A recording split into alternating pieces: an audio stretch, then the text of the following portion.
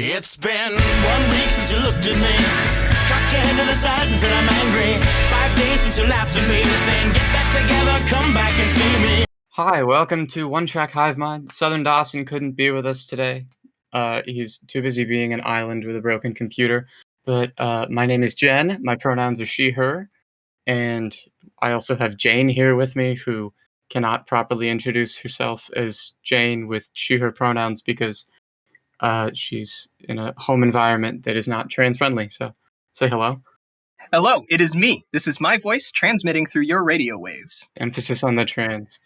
Yes. My name is Babick. I go by he, they, she. I'm Sarah. I go by she, her. Hey, I'm Klara, and I go by she, her as well. And that's our lineup. Yeah. So, for our little opening thing, I wanted to just kind of lay out there that this is like the 5th time we've tried to record this week. And something keeps going wrong every time. We were supposed to finally have all 6 of us on one, which I'm not even sure would be a good idea, honestly. Just because it might could be like a little bit overkill. We'd go like for 4 hours, but True. but who knows? I don't know. I also think maybe there's a 50-50 that the banter would be better and the rapport would be great, or it would just be everybody talking over each other, or it would be nobody wanting to interrupt each other. I think this 5 people is a good litmus test, so we'll see how far it takes us. Yeah, test to see how lit it is. You know, Don't forget to give us some feedback. Let us know whether you like this format more or less in the comments down below. On our Patreon, my OnlyFans. Yes. Actually, my Tinder. I'm not joking when I say this. Actually, if any of you who are listening on like Apple Podcasts or whatever, if you go and like review, you could write anything in the review section. If you just leave 5 stars and write like, this podcast sucks. Literally, yeah, you could literally write this podcast. So you could write like, you know, your social security number. It doesn't matter. Just put something in there. I feel like that last one might matter a tiny bit. It boosts us up higher so that people see it. We're not trying to get like ad revenue or anything. No sponsors. I don't really give a fuck. I just kind of want people to hear this. I am going to take a second to recommend that you do not put your social security number as your review. Well, we don't have any sponsors that would say that I can't say that. So honestly, if you like this podcast, leave a review on iTunes with 5 stars with your credit card information, the 3 numbers on the back, social security card. Send me your W-2, brokencamerarecords@gmail.com. I'll file your taxes for you. Let's go. Shout out, Jen. What's actually happening here is we have a sponsor from a security company that'll keep your identity safe. And just to test our product, right? You can post your social security number in our comments, and nothing bad will happen because our security guys, they got you covered. All right. Yeah, nobody's gonna be able to get it as long as you're using NordVPN. Yeah. And as long as you store your passwords with Dashlane. Mm-hmm. Yes. I'm gonna just like throw up like sarcasm markers here. Don't take this seriously. Don't report this podcast. We need this. You know, I wish we had a NordVPN sponsor so I could say this podcast is sponsored by NordVPN, and when you watch it, you just said it right then. No. You could say it anyway. No one can really stop you. No. There was a second part to that joke. It was not the other way around. It was a setup. It was a setup to the second half of that joke. What I was gonna say Yes. What I was gonna say is that I wish we had the sponsor from NordVPN, so I could say this podcast is sponsored by NordVPN, and when you watch it, you won't be bored. VPN.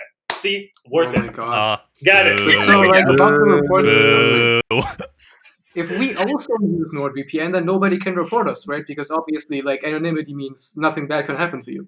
Yeah. So if everybody, no, that's true. Yeah. Just anarchy, right? I actually have to put it out there. That is not true that it doesn't go the other way around and that you can claim sponsorship when you're not sponsored, because there's this thing that's been making the rounds on Twitter about this one Square Enix game that you can get early or whatever. And as part of the contract that I guess you have to sign or whatever in order to get to play the game early on your Twitch stream. During the thing, you have to say you got it for free, like every 20 minutes or whatever. Like you have to stop the stream and say that.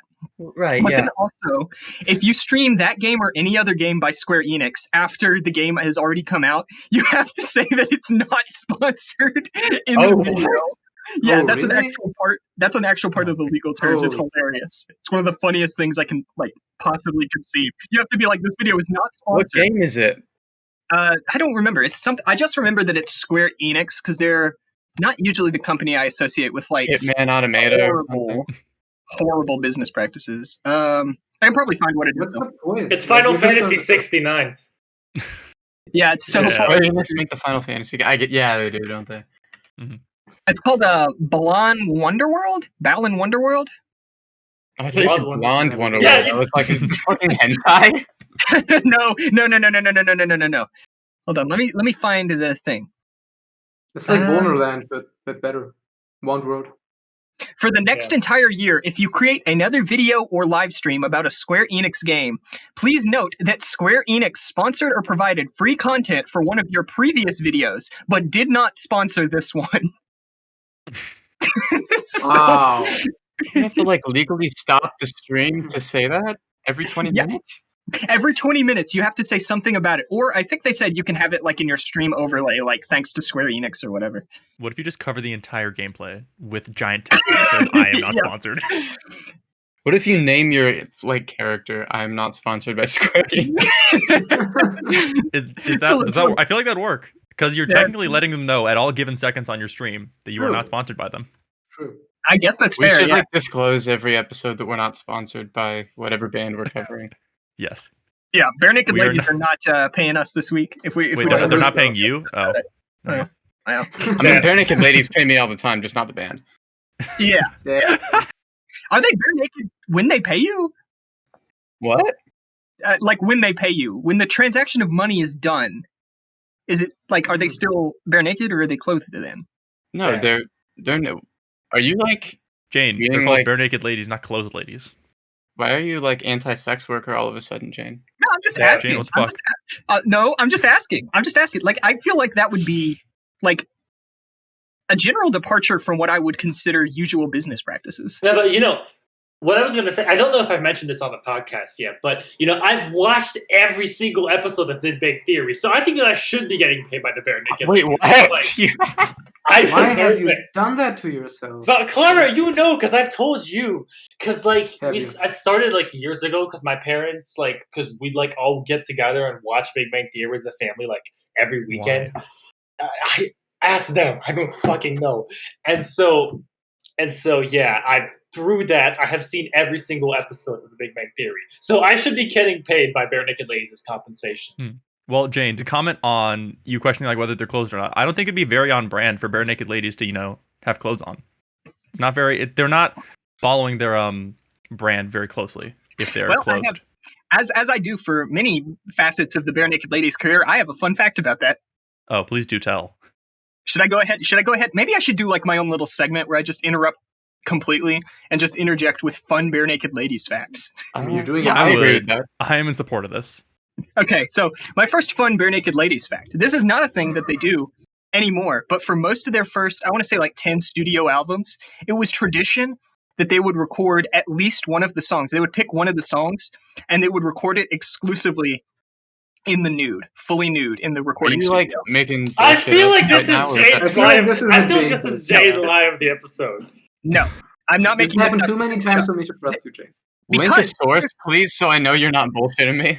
I'm looking You this what? up. 'Cause this reminds me so Yeah. much of the time that my brother convinced me that Diddy Kong's real name was Didiford R. Kong. for like 10 minutes, he was like telling me about it and like all the lore because I've never played like the old Donkey Kong games. He was just like improving all this lore, and then all of a sudden he was like, "Oh, I was totally bullshitting you. Can't believe you fucking believed it." Yo, holy shit! It's true. It's Send- true. send This the is link. real. Look, this is real. Look, it's a picture of them naked. And then we put it up on screen now. Yes, Hold on. Dawson, please put a picture of bare naked ladies on screen. Oh, please tell me 1 week is one of them. Oh my god, this is legit. There's like a whole list of them. Wow. Yeah. It's a full Naked itemized list. tracks. The only naked track to be released as a single off this same record was Alcohol. I do know that song, and it makes perfect sense that they recorded it naked. In order to get the right groove. Amazing. Yeah. Damn, okay. Wow. Okay, so now we've got to like be on constant vigilance for the Jane lie of the episode. It could be any of these fun Wait, the practice was also applied to all overdubs and final mixes, and everybody involved had to be naked. What the fuck? They stopped doing it after a incredible. while, and it's like one of the given reasons, if I remember correctly, because there was founding member Stephen Page was huge in the early days of the band. Like, he was arguably their main vocalist, and he ended up leaving at some point, I think like late 2000s. And one of the because he got busted with cocaine or something. he did, but this was like a while after, and I think that's why they made him leave. But like part of his personal reasoning for wanting out of the band was like he felt like they had lost a lot of their charm and humor. And part of the reason he cited is that they didn't get naked to perform songs anymore. That's amazing. They just weren't doing enough coke. Yeah, exactly. Also, if you read that story, it's hilarious because like the police saw him doing it and they walked up to him and they were like, "What's that?" And he told them it was milk. No, yeah, that's right. I have read that. Powdered I milk. remember reading that a while ago, and then they started investigating it, and then he goes, yeah, it's coke." Yeah, it's milk. He like gave up. Yeah, it's so funny because it's like apparently they didn't even find any of the evidence, and he just like relented, and he was like, "Yeah, it's coke." It is cocaine. They're Canadian, right? Like this is. Yes, but That I makes believe he was in perfect New sense York for, like at the Canadian time. stereotypes. Have you guys? Have any of you watched Community? Yeah, I love You that know, show. I was hesitating to mention this earlier, but I was going to mention the fact that I was kind of salty because we saw like every single episode of The Big Bang Theory, and my family thinks it's like the funniest thing of all time. And then like a couple weeks ago, I tried to put on the first 2 episodes of Community, and they were all like, "Bro, this is trash. What the fuck is this?" I was like, Oh "Man, my. okay." I mean, the first couple Community's episodes of great. Community aren't like as good, but I still think they're really funny.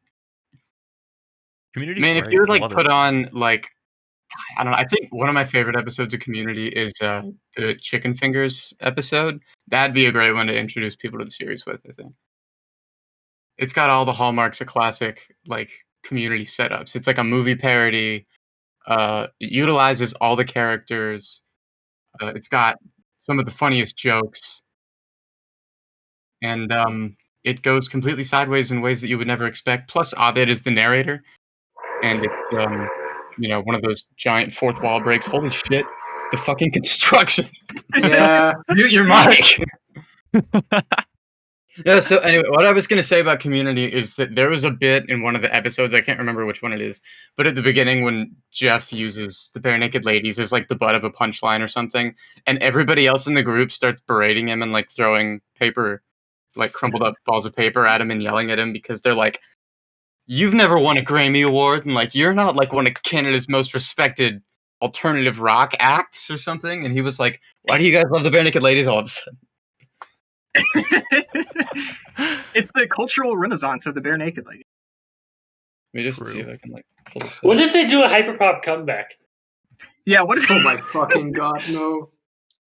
Yo, wait, so 100 Gex did that remix of One Step Closer. What if they did a Yes. remix of One Week?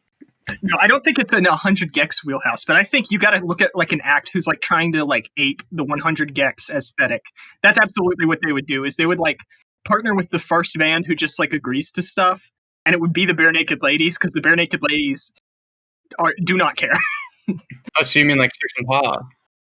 Shut the fuck up. No, It but- would kind of weirdly fit like the ethos though, because 100 Gigs partly for me is all about bringing like some old trends that you think would like ironically slap, but then you get past it and realize it was actually good. That's the thing with So, yeah. 100 Gex. Yeah, they like the Linkin Park remix does make sense from that aesthetic perspective. But I'm thinking like a band who completely misses the point. of No, 100 I agree with you because I don't think Bare Yeah. Naked Ladies falls into the same camp as Linkin Park and Yeah, like Well, I'm not no. you know, I'm not 303. saying that- 303, we weren't ready for. Like, we weren't ready for 303. We weren't ready for Krayshawn. We weren't ready for Kesha. They might have been like kind of popular at the time, but they were also like laughed off as jokes and stuff. But no, like if you go back and listen to those records, it's like we're doing this a decade later, just a little more like modernized and irony drenched. I don't know how to put it, but it's like, More self-aware, maybe. I guess, Mhm. because I don't think that Kinda- 303 could ever be described as like not being self-aware. And Well, Kesha no, could I think not they're really be self-aware. described like that either, because she totally. I mean, she was. I remember reading it. She got like a 1500 in her SAT or something, and everyone was like, "She's actually really smart, but she makes the music like this just because it's a good image." And the point is, she knows exactly what it is. Yeah, I mean, I remember like all the Uber facts getting passed around or whatever. That's like, oh, she's a Mensa member and all this Ah, stuff. fuck Uber facts. Oh my god. I remember Yeah. how often they would spread some bullshit that I was like, anybody with basic like 9th grade biology could tell as far. It was like, did you know that deoxygenated blood is blue? It's like, no, it isn't. Like, how do Yeah, you it's believe? actually I mean, this green, was like back in the liberals. old Twitter era of like Will Ferrell parody accounts and when Meninist was popular. And God, did you guys like use Twitter in like 2012 and like iFunny? Absolutely. No, thank God. not. No. Oh my god. I don't think I I even had refuse to. internet access in My 2012. Twitter just turned 9 years old, and I feel like the biggest fucking boomer in the room. Am I the Yeah, oldest I one? No, I'm not the oldest one here, am I? No, I think I'm older No. than you. Yeah, okay. Because on the previous episode, I was the oldest one, and I felt really weird about that. I think I'm like a couple days older than you, right? We Oh, worked you're this like a out at week. some point. Yeah, I'm August 99. Very close. So anybody Yeah. listening to this who's like 5 years older than me is going to tell me that I should shut the fuck up for calling myself a boomer, but like, I'm part of the 95 to 2000 generation fucked that's just kind of in the middle You of can be, the yeah, you millennials can be and mentally a Gen Z. boomer, you know. I Like kind I'm of a have. boomer. Sarah can tell you. So. I had to, because of the way that like technology advanced and all that. You know, like culture started rapidly Yeah. changing. I got stuck in the middle of both generations, sort of culturally, and I don't have a proper identity in either one. And that's why I do things like this. That's why I have a Boomer is a relative term. Yeah, exactly. Yeah, is relative no, term. Jane, It's all you're about right. what's on the inside. No, Jane, you're right. It is a relative term because it's what I call my relative. Okay, all right. Boo. You know what? I'll accept that one. Boo. I'm fine with that one. I'm down with that one. No, but the Klara, thumbs down for me. Clara, I was gonna say Grizzly Bear should. Oh, sorry. Bare Naked Ladies should officially release 3 Grizzly weeks. bare naked ladies. No, because yeah, exactly, and they should call it Grizzly Bear Naked. Because I don't know. Have y'all heard Grizzly that? bear naked. Have y'all heard that rave DJ that Clara made of 1 week and 2 weeks? Yeah, I by sent it in here. Grizzly 3 Bear. weeks. Oh. It's a fucking classic. Yeah. What if Yeah. they just officially released 3 weeks? I mean, That's their it would be comeback. better than actually making new music. Because I'm Yeah. like thinking of like bare naked lyricism in 2021. It would be so horrible. Like imagine Zoomer humor mixed with the lyricism. I just can't. It's yeah. I've heard a lot of the new Bare Naked Ladies material. Is all. I'll say. Oh, they're All I'll still say going? is, yeah. Oh no, they're still around. Absolutely, they're still around. If I Oh, don't think I it was didn't their know. last album, but like one of their recent albums was called Fake Nudes. That's the last one. I checked the radio music earlier. It's called Okay. Fake News. So Yeah. That's Oh, yeah. that's the type of stuff we're dealing with 2010s, 2020 Bare Naked And Ladies. I do also want to say that there is a reason they're still around, and it's not just like, you know, I mean, they're still around in sort of a relevant way. Relevant, not irrelevant. Just in the Yes. sense that they're very, very popular in like Canadian music. They're like a very culturally important band. Whether you like them or not, they're there. Okay. They're just Yeah. kind of none of us here are really Canadian, but I just know that that's the case from like Fair. Yeah. hearing people talk about it in interviews and all that stuff. Are you all aware of the laws concerning Canadian consumption? I'm there? not. No, I'm not. Nope. Okay, this is why you'll get like a lot of stuff. There's also a lot of Canadian cartoons, like Total Drama Island was made in Canada. Yep. All the Teletoon cartoons. Yeah, Johnny Test, like a lot of those Flash cartoons that Cartoon Network picked up were made in Canada. And the reason is there's this broadcasting law about how you have to air a certain portion of your media has to be Canadian. Oh, I thought only France did that. And I that's know why France does this. Yeah, France That's does that. Yeah. I believe the band Magic, who got really big off Rude, you know, the why you gotta be Yeah, so no, I know. So God. rude. Wait, when are we gonna do? Hang When on. are we gonna do an episode on? Bob.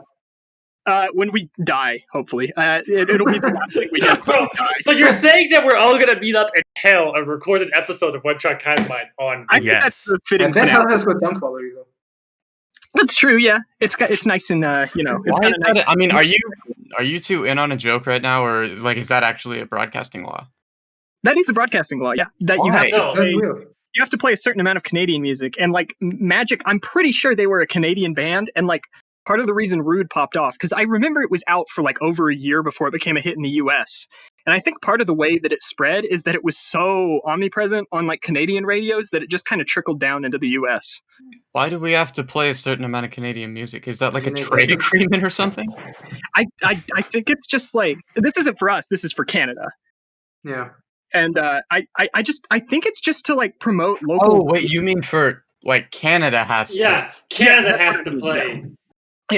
And we end up So what does exporting. that have to do with it being like present in the U.S. so much? Well, Like, it how does that got explain why Cartoon Network bought out Total Drama Island and all that shit? I think like all the stuff that got like the biggest hits ends up getting exported to the U.S. because like we import it because I mean we import exported from Canada. Yeah, exported from Canada. Yeah. We import a lot of stuff from other countries in terms of media. There are a lot of bands that are like fantastic that I just forget are Canadian all the time. Like the Weaker Thans are fucking Canadian. I always forget that. The Weeknd Arcade is Fire. Canadian. Shut up. Arcade Fire. Yeah. Justin Bieber. Drake. Tim Hecker's Canadian too. Wait, is he actually? Yeah, I Yeah, think he he lives in like is. Vancouver or Shit. something. Oh, Godspeed. Godspeed Godspeed is is Canadian. Montreal, right? Yeah. Broken Social Scene are Canadian also. Yeah, I think that is right. No, it is. Timber Timbre are Canadian. They're great. Don't forget Six Impala. Pop are Aw. from Canada. They're considered like based in Toronto, I think. They're just based in general. I've got a bunch of friends who make They're music global, and stuff like Daryl D and Pale North are Canadian based. Pup is also based in Toronto. Oh yeah, Pup. That's another one. U.S. Girls, ironically, are from Canada. Really? I think they're Did you say originally ironically from Canada? U.S. Girls. But only ironically. Like, they're just joking. Oh yeah, also Alves are from Canada. Alexis on Fire. They're also from Canada, which is the randomest one to me. Wait, it's not Alex is on fire? Oh, No. yeah, I thought Alex was on fire. What? Like, Dan is not on fire, Alex is on fire? I Yeah, thought it was that. No, I thought fuck. No, holy shit! Oh my god, no. So this is like actually like fans of like 2000s hardcore kids would get so mad if you called them Alex is on Fire. Oh, no. So I photoshopped their first album cover to space out the letters just a tiny bit. And I used that as my like library picture so that if anybody like pirates it off of me, that's what they get. Here, I just put it in the Wow. chat so Dawson can slap it on screen. Wow. That's my version. Let me paste in the original. But no, it's Alexis on Fire. That's what it's supposed to be. Huh. Okay. But also, real quick, Klara was talking about how this broadcasting law is a thing that France has, and it is a thing that France has, where the radio and like just for the radio and other things they have to play like a certain amount of French content, and I didn't know the other countries didn't have that. Like I didn't know that wasn't a thing that like most Well, countries. thank God Germany doesn't. I do kind of guess it makes sense that you would have to do that though, because that keeps Yeah, it keeps like local acts or yeah, whatever. that's I I'm think trying the to U.S. think of a fancier economic term, but it's sort of like imposing a tariff. Or Although like, we it could has just, kind of the same effect. It just increases domestic, yeah. Yeah, I guess we could just say Except- that already. yeah. So it would be Except, of course, what ends up happening is that it doesn't really like encourage any kind of creativity or anything because they just like play because it's basically because I listen to the radio in France a lot. They'll just basically do the exact same thing as what's going on in the U.S. But Yeah, that's the flip and side. French. Yeah. And also like because I remember listening, to the radio, like because I used to go to visit my grandparents in France all the time on vacation, and so I progressively, just kind of grew up with French radio, and I got to witness, English has been becoming a bigger and bigger part of French songs, and it wasn't that way like even in like the mid 2000s, but like now you'll have like entire choruses in French songs on French radio just in English. I've noticed that with a lot of because I've been listening to a bit more J-pop and K-pop type stuff, and I've noticed that like even the stuff that doesn't necessarily have a big push in the US, like obviously some of the big boy bands are gonna spruce in some English in there because they've got a huge international fan base. But even like I was listening to this artist who's affiliated with like 88 Rising, but she doesn't get a big push at all in the West. But she was using like a lot of English phrases. Oh, so she's not okay. Never mind. But yeah, like in France, they just do that, like because people in France want to hear English because it's cool. Yeah, it's the sexiest language. That's what they say. English. Decidedly not. Yes, that's exactly what they say. At least it's not like the least sexy language. That would be German, I think. German is What like. is the least sexiest language? That's the real question. Well, German. here's the thing. Tool did a song. Tool did a song entirely in German. That's just like a recipe. Oh yeah, that for one's making great. omelets Yeah, it's or like a whatever. cookie recipe, but they wanted they- it to say it's not a song really. It's like a Yeah, it's more like a spoken word type of like. It's one of the. There's, I experiment. think Anima has 15 tracks and 5 of them are like skits or jokes, and that's Yeah. one of them. Yeah. Well, there's the interlude, of course, which is just like Pac-Man video game music, and that's the best Tool song. I fucking hate Tool so much. Oh, I think it's called Intermission. Actually, is what it's called. Okay. Yeah, and there's the one that's called like Useful Idiot. That's just the sound of a run out groove for like 45 seconds. Perfect. Which is just that's the 1995 equivalent of that one Discord joke that looks like it's an MP4 and it says how to trick a monkey. Yeah, Oh, like yeah. all the Facebook jokes or whatever. That's like, I can't believe I got fooled by this, and then it just says read more, but it's not even like formatted the same. So you don't fall for it ever. Yeah. Except the monkey one came back and then it was real, so it was all worth it in the end. I don't know Wait, if you saw it. seriously? Yeah, like Oh, Hazi posted man. one, and I didn't click it because I was like, oh, you're not gonna trick me. I was like, hold on a second, and then it goes on and it's like, you have not been tricked. It's like a monkey flying around. It's great. God. Yeah. You know when the last time I saw... You're actually right. You know when the last time I saw the monkey meme was? When 1 week ago. Ba-do-da-da! It's been 1 week since you looked at my cock. I'm angry. 1 week by the Bare Naked Ladies. We already said like 10 times that's what the song was, but Yeah, I had to do the pun. I had to do it. Did it for the Vine. We Yeah. cannot She did it for the Vine. episode officially without the segue. Exactly. Exactly. True. We had to have the cold. What is it like? Was it Avengers like Endgame or something where the title card wasn't in for like 30 minutes or something? yeah, Maybe? I think we are approaching. I don't that remember, but I point wouldn't be here surprised as if well. that was it. It might have been the last Star Wars or something. No, that doesn't sound right because Star Wars No. always has the. Because Star Wars is the opening crawl. Yeah. No. I think Yeah. Endgame did Yeah. take a long time. They had the whole fake ending and stuff too. It's part of our blood oath. We just have to keep rambling on until we find some kind of segue. And our standards of what is a good segue get progressively lower for about 3 hours until we finally work one. True, very true. So, yeah, we're talking about the Bare Naked Ladies, and this one is a bit of a doozy, not only because it's so fucking wordy, but also because Jane has a lot of experience with this band and has a lot of fun facts to share. Yes. Now, if we do want somebody to read the lyrics, I won't have to pull them up. Just in No, case you just want me to rap them like off top of my head. Like you don't have to look I would them up. love to hear you rap the lyrics to this song. Yeah, I was gonna do I have the Genius page up, but I would much rather hear you do. Same, Drop yeah. some bars, man. But no, we gotta, first things first, we gotta everybody go down the line and talk about your experience with the song. Right. True. Mhm. Okay. Just we'll just Wait. go down the list. So start with you, Oh, Beth. yeah. No, we're starting with Craig, obviously. Oh, fuck up. Okay. So today was the first time I ever listened to this song. Have you heard As any with- of the songs that we do? Okay. Wait, hold up. Let me check the episodes I wasn't in. And Buddy Holly, Drops of Jupiter, Ocean Avenue. okay, so I have Just a heard friend. none of the For the Republic right now. I hadn't no. heard the one we're doing for episode 5, and I hadn't heard the one we did today, or doing today, I guess. But like it's in 30 mashups or something. I bet you haven't heard one of those. Well, like, okay, This is on I- like 2 of the Neil Ciceriga records. Yeah, I've only listened to whatever the name of the most recent one was. Dreams. Mouth Dreams. That one. That's the only Was Neil it on Ciceriga there? record I've I listened to. don't think so. I don't remember It it was being on definitely a Dreams. Mouth Moods. I don't recognize it. Oh no, it's It was on a Mouth Moods, Moods like, twice, in fact. Yeah. Yeah. Okay, but In I a listened row. to the song twice. I listened once, just like on Spotify, and then the second listen, I watched the YouTube video. And on my first listen on Spotify, I was deeply confused, mainly because of the lyrics. I was like Yeah. trying to focus on the instrumental. Fair. It just kind of existed, but the lyrics sort of like drew me in. And I thought, okay, maybe I'll watch the music video and get a couple answers. So then I watched the music video and I walked away more Will not confused than I went in. Yeah, I believe the verses were entirely ad-libbed. I believe. Were they? I Completely think they were ad-lib. freestyle. That explains Pretty sure. a bit, Oh, honestly. yeah, that makes sense. Mhm. Because if I remember correctly, I guess I'll just go ahead and use this as my turn. If I remember correctly, they had the chorus written and they thought it was a really good chorus, but they had writer's block on what to do with the verses. And one day, I think it's Ed who's rapping here.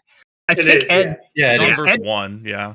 And, Ed just like went verse 2. into and just like started freestyling at some point, and I think.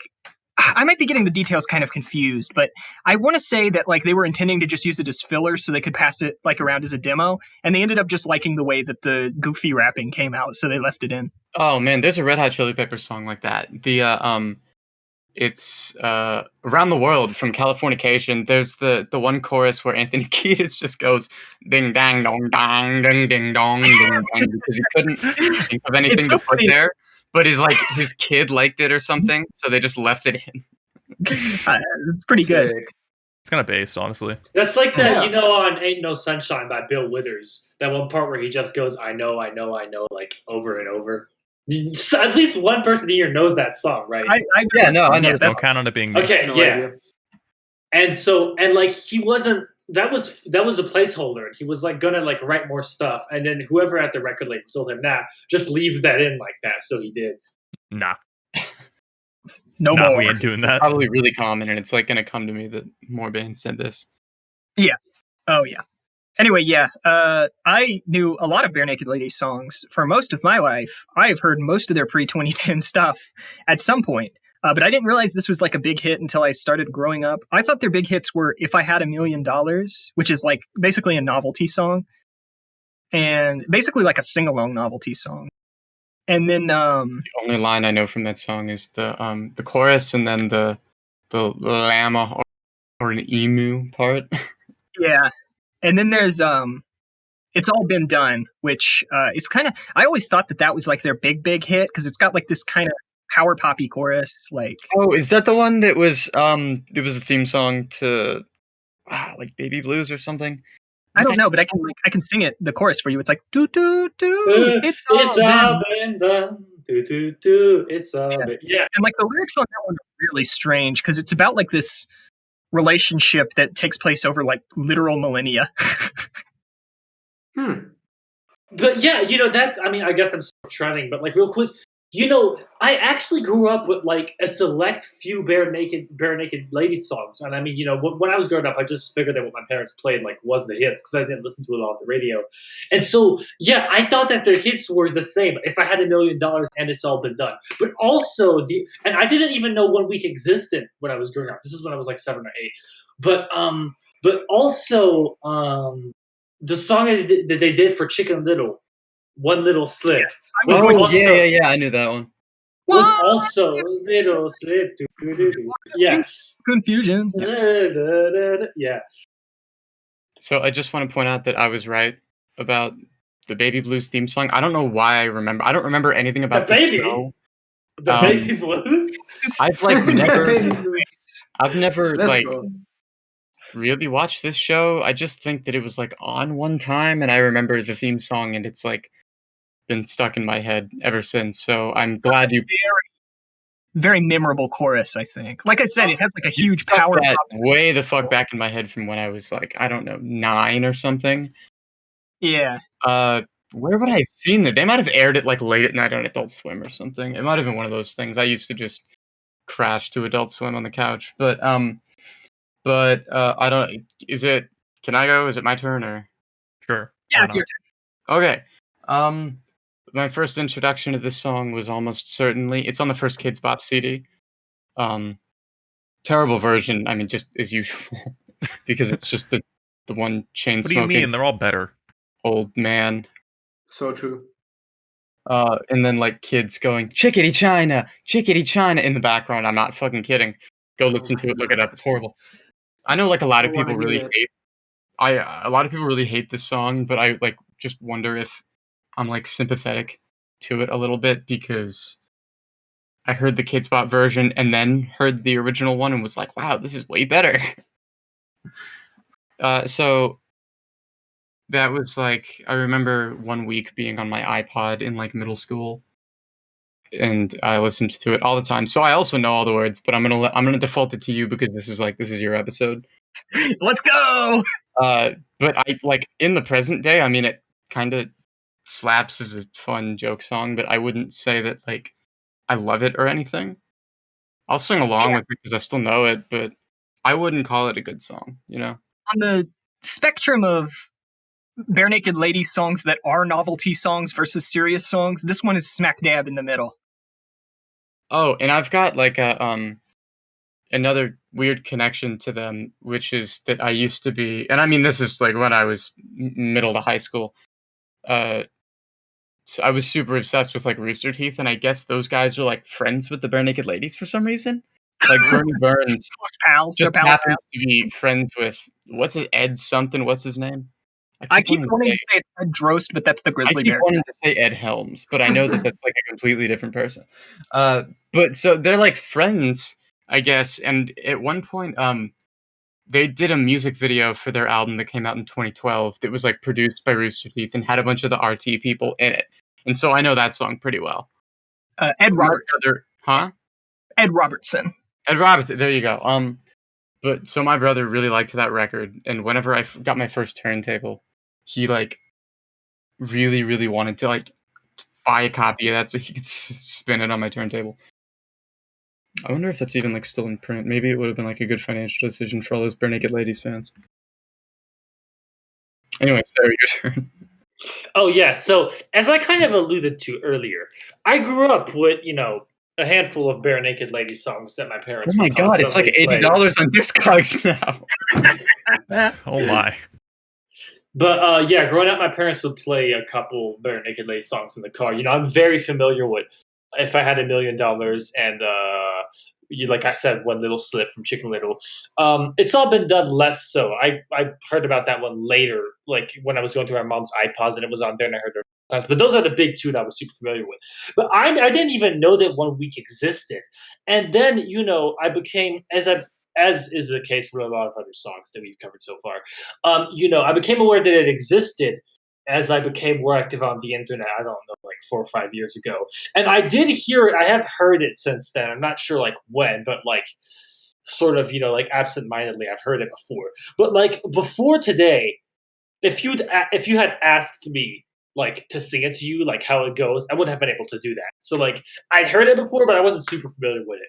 And so I would listen. And also I knew what the chorus was, like lyrically. I didn't even know entirely how the melody went, but I had no idea that the verses were what they are. And so I just came into this, today before this podcast, just listening to it with the lyrics pulled up on Genius. And then I was reading this and I was like, wait, what the fuck is going on? But as you may or may not know, I just really love stuff, especially music. Just like really I like bad. music too. But damn, I hate music. I think it's so enjoyable because it's so fucking stupid, and I really love that about it. Fair. And so I'd say, except for 1 week, of course. Except for Just a Friend, because Just a Friend is obviously legendary. But aside from Just a Friend, this is probably my favorite of the songs that we've done on the podcast so far because it's so fucking stupid, and I just love that so much. Fair. Right, so yeah, so the first time I heard this one was in Neil Cicerega mashup. In fact, in 2 of them. And for me, it was just like this joke song that was played for like being annoying at first. But I kind of got drawn to it because I was like, okay, so I'm used to the fact that in Neil Cicerega songs, nothing makes sense, right? He like garbles the songs to be nonsense and whatever. But I was like, okay, even for Neil Cicerega standards, this is fucking like, what is this dude talking about? What on earth? And then I checked out the original, and I was like, at first I didn't believe I found the original. I thought it was like, like a Silver Gunner type thing where somebody uploads a song and it's like, garbled or whatever. Like the Lenny Kravitz one, right? Where it's like, I want to fuck with you. I want to fucking make you win. Yeah, I thought it was one of those, and I looked it up and I was like, nope, that's just what he does on the song. And honestly, for being so like just ridiculous, I kind of find it like endearing as well. I just get like some joy out of it, I guess. I don't think it's a great song or whatever, but it's definitely fun. I mean, I would honestly listen to that as much as I would the mashups that it's in. So by that metric, it's pretty good. But I think one thing that could have made it better is if the instrumental made any sense at all with the bars on it. Like, No, I think it makes it better that it doesn't make any fucking sense. yeah, I guess it's just like some standard like pop rock stuff that does not sound like you should rap over it. Exactly. It would be worse if it were an actual rap beat, but he's just doing this shit over fucking like just pop rock, like you said. It's I don't. I know. guess there's something to that. Yeah, there's some even more ridiculous than just with Exactly. Yeah, I don't get like why is it that, you know, when Lou Reed does it, it's genius, but when Ed Robertson does it, it's garbage. I think there's a Damn. double standard here. Naked Yeah. Ladies truly are True. Canadian Velvet Underground, if you think about it. They have dark song topics. They have a song that's about falling asleep at the wheel, Oh. Damn. which is my Yeah. favorite, or my two favorite Bare Naked Ladies songs, which are both B-sides, I believe. I think Ed Robertson should have been on Plastic Beach instead of Lou Reed. Can you imagine? So it's just like, all right, we got Ed Robertson. That's pretty much what they're doing. It was on Demon Days, I thought. No, Lou Reed's on Plastic Beach. No, he's on. Yeah, because he's on Some Kind of Nature, which is on, some kind of one of Plastic their best Beach. songs. Yeah. Their best song. It's the best Gorillaz song, but you know. Oh, I don't thought he know was about the No. Just no. no. It is. Super fast jellyfish though, but whatever. Go on. What's that one song toward the end of Demon Days that's Are you thinking like, of the narration one? yeah. Yeah, Listen- fire coming out of a monkey's head. That's an actor, but I forget who it is. The song is Fire Coming Out of a Monkey's Head. Yeah. I thought that was the Lou Reed one. No, that's, because Nah. Lou Reed the guy who actually played sings on the one that he's in. Yeah, It's Dennis Hooper. Dennis Hooper's one narrating on Fire Coming Out of the Monkey's Head. Because he like played Mario for a while. Because that's how I remember that song. That's my dad's favorite Gorillaz song. Damn. So, yeah, you can. All the Gorillaz fans can hate on me, but today they just announced they were doing NFTs. Oh yeah. Fuck 'em. The Bring band up- who that's- released Plastic Beach is doing NFTs, of course. Yeah. Not to mention fire coming out of the monkey's head. Literally, as we were just talking, like Demon Days is also largely environmental. I mean, the intro track where Yeah. they have like that garbled voice saying like who put the chemicals in the food chain. That's all like same message. Also, isn't every planet we reach is that kind of in the same vein too? Yep. Like Yep. it's just like usually I would say, well, they were or whatever, they didn't do their research. No, they knew this time, like they did, and they still went ahead with it. It's just shitty. Dare is about being like vegetarian, like never did no ham. Yeah, never. You know what Dare is actually about? Or at least what I assume it's about, because I don't think Damon's ever confirmed it. But I think it's pretty clearly about jacking off. It's coming up. It's coming Oh up. my god, It's no! You press it on I you. will never listen to that. You've got to If- press it. Oh, like a vibrator or something. Oh Yeah, my like and God. that's why you get the male and female vocals. This is all I'm saying. Like it's inclusive. And feel like you were there yourself. Oh my god, wait, hold on. I'm telling you, that's what it's about. Like this isn't a bit. I'm pretty sure that's what that song's Oh about. my. I hate that. I hate that so much. Gives The a whole entire new rest of meaning that to album. November has come. No, No. the rest of that album is about like anti-Bush, anti-conservative, like Iraq war stuff, and then just like Dare is there. How could you be I- anti-Bush if you're pro-masturbation? Damn. I actually don't think there is. At this point, you can only masturbate Bottom if you've liberals. got like completely clean pubes. Yeah, maybe they're like super like into like hygiene or whatever, but like they have like a really puritanical view of it too. Okay. Okay. I guess I could get behind that. I guess more accurately, I wouldn't be getting behind anything because it's about doing it yourself. But Well, I feel like this is all taking about quite a DIY. different- But maybe we should just do a Dare episode one of Yeah. these days. It's You coming up. got It's depression on you. Damn. everyone in the world to watch the live videos of that, where Sean Ryder just shows up. Yeah, One of yeah. my that one's amazing. favorite- Yeah, Favorite goddamn it's so videos good. in the world. Yeah. There's It's there's a Clone Hero chart that charts out that version of the song. Or I think it's like Yo. I can't remember if it's that version of the song or if it's the regular song, but they inserted the Sean Ryder drunk vocals. But they put like impossible to play sections over every time he stumbles over his words. It's fucking Impossible to play sex? Damn. No, but Whoa. anyway. No, but did you apparently like Damon Albarn has stopped inviting Sean Ryder to do that song live because he got pissed at him. Because he would like consistently do that whenever he showed up to do that song live. And so Damon was like, okay, no more. Well, they did it again. Like I saw like a 2013 video where you look at him and he looks like a Mormon. He's got like a polo. He's all clean cut and he's perfectly sober. It's like he definitely. It looks like he cleaned up his act, or at least he did a good job of presenting as such. So good for him. Good for him. But do you guys know that like Sean Ryder not only did that, but he also is like responsible for bankrupting Factory Records. What? Hold on, what? But if you read about his history, he's just a funny dude. He was on a game show in Britain too. Yeah, so he was the main guy from the band Happy Mondays, and they That's had what like it was. they had like moderate success with. I can't remember if it was like their second album or whatever, but when they were on Factory Records, they got a huge advance, and Factory was like banking on the record being really good, No, and they blew yeah. the advance on like cocaine or something. And there's some really funny shit on the Wikipedia page that I don't want to misquote. So let me just look this up. But that last record, like the short of it is that last record, they blew the advance, and then it was so bad that it completely like destroyed not only the band's career, but also like the label went bankrupt because they bet on it. Yeah, you got to hedge your bets on Sean Ryder.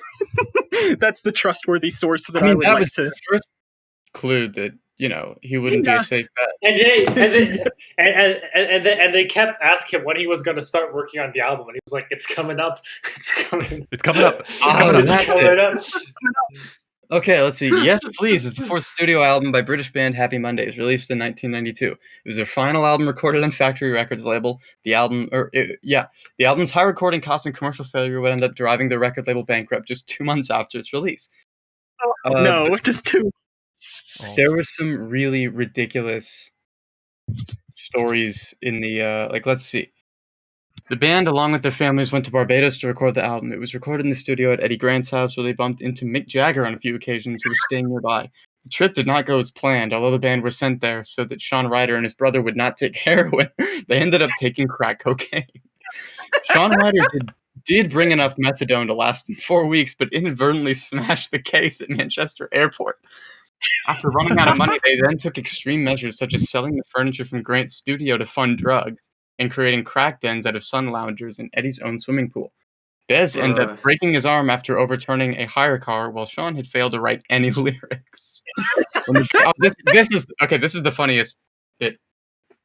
When the band returned to the UK, Sean got a hold of the master tapes for the album, threatening to destroy them if Tony Wilson and Factory Records did not pay him for them.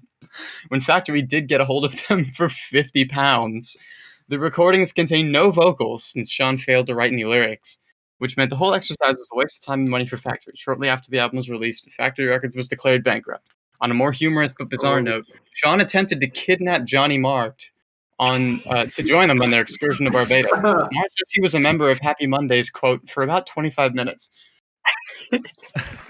Wait, do y'all realize? Wait, hold on. Do y'all realize this is literally just like the Gorillaz lore, but in real life? Yes. that makes way too much sense. Yeah. That does make way too much sense. Holy fuck. No, because like straight up, that's what in the lore for Plastic Beach.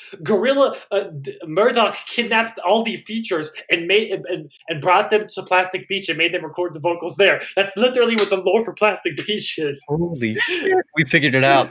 We cracked the code. Let's go. Gorilla's real? It really has all been done before. Yeah. Gorillas? Go realize? Go lyric. Goldwire? All right. Where were we? I don't even know. Oh yeah, I said something about the song. It just kind of went crazy from there. Yeah, it's true. It's Dare. That's Oh my the God. power of Dare. We came off of. Oh, were you saying that Ed Robertson should have been on Plastic Beach? That was it. Yeah, he should have been on some kind of nature. Yes. Okay. So now, Jane, do you want to share some fun facts, or do you want to go into the lyrics? Let me think. I still have a couple of fun facts lined out, but I think they would be funnier for towards the end. Okay. So I'm just gonna hold them now and watch the hoodwink. Shut the fuck up. No, I gotta do my own segue too, right? Yes. That delivery really did it for me. And you know what's funny is I don't remember the chorus. Like I remember roughly how it goes, but I don't remember the words. But I remember the words verses. It's the only thing I do remember. The chorus changes every time. That's why it's hard. Oh, well, Yeah, somebody that's pull true. up the lyrics of the chorus then, so somebody can read. Well, no, I've got the lyrics up here. Yeah, Okay. I can do that. So it starts. It's been 1 week since you looked at me, cocked your head to the side, and said, "I'm angry." 5 days since you laughed at me, saying, "Get your act together. Come back and see me."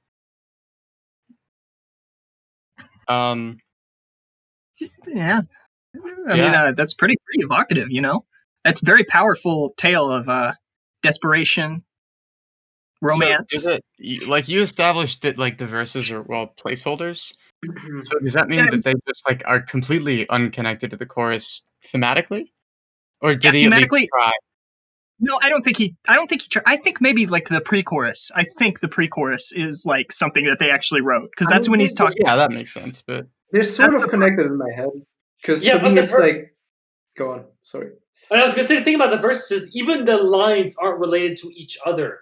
Yeah, no, he literally is like a stream of consciousness. Like he's talking about fish, and then he's Yeah. talking about Leanne Rimes because he's all about value. no, I guess you're right. It is kind of Yeah, there's bullshit. absolutely nothing. This song also is the reason, at least twice in high school, that I scored a point for our academic team because we would do like Jeopardy style tournaments or whatever.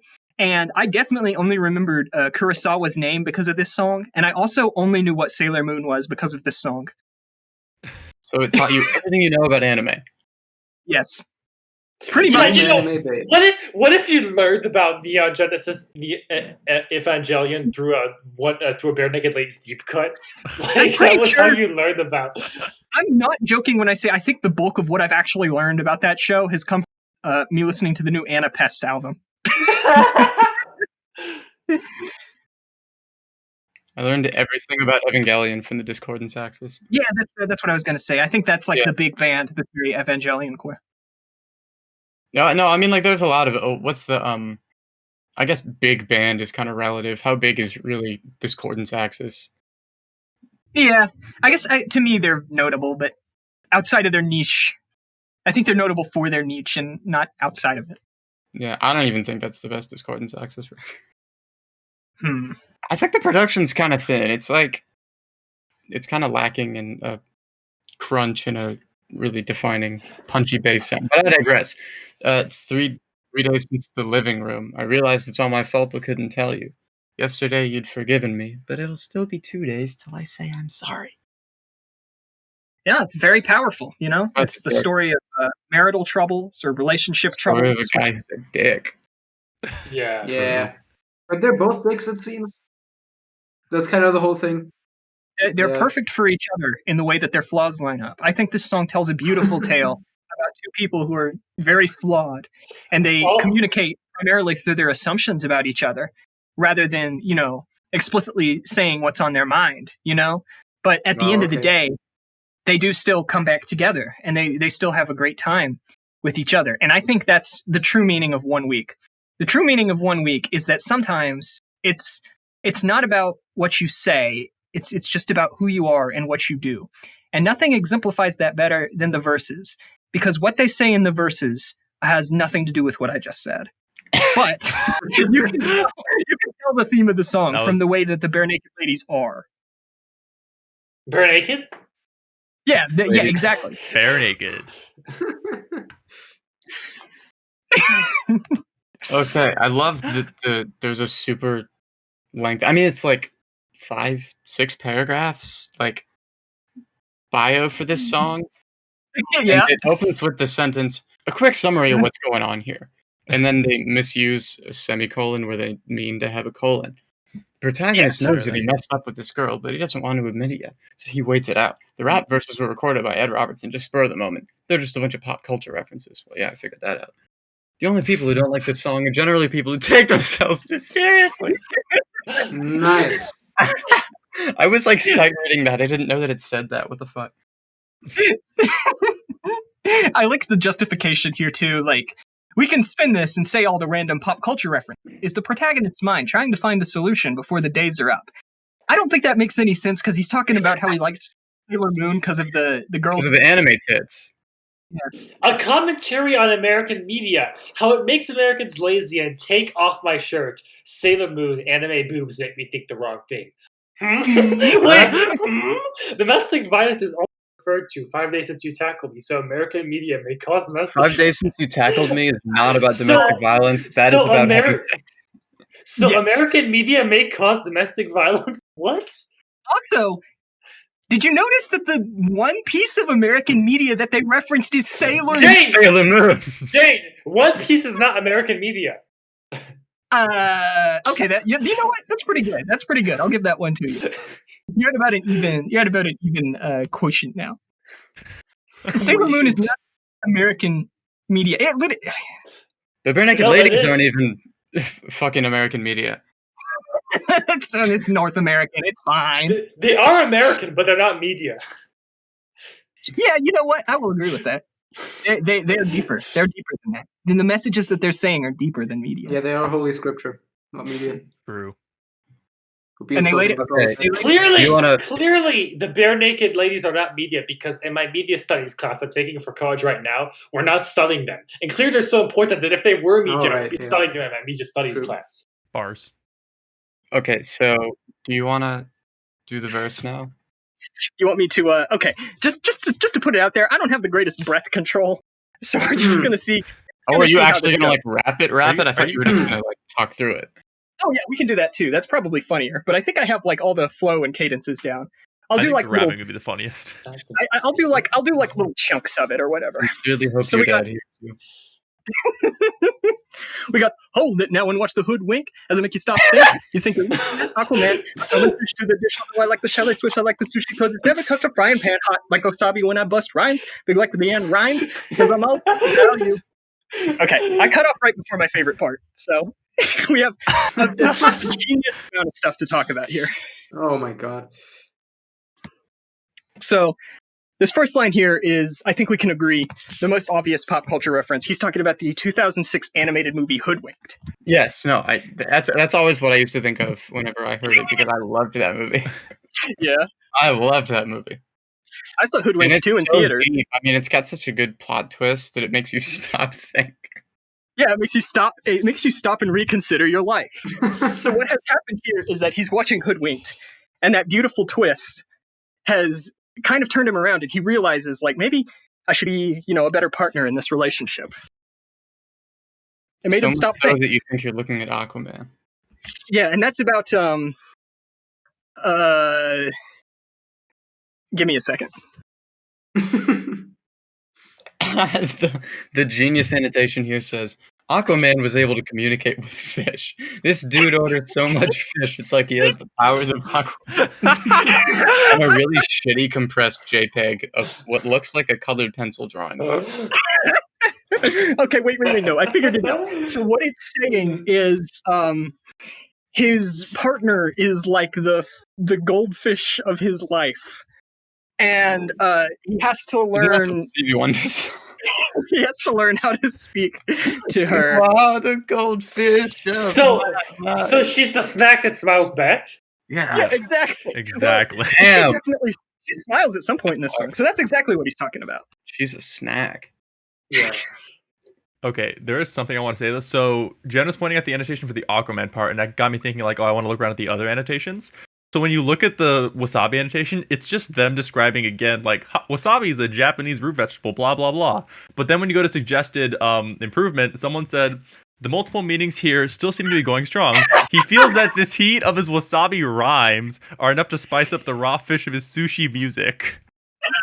Oh my Okay, fucking God. no. There's no way someone wrote this unironically. What happened is someone else did a podcast reading the Genius page, and they went through and annotated these all. Nobody Even did this in fucking- sincerity. Even fucking better is they marked it, they wrote that and marked the original annotation as missing something.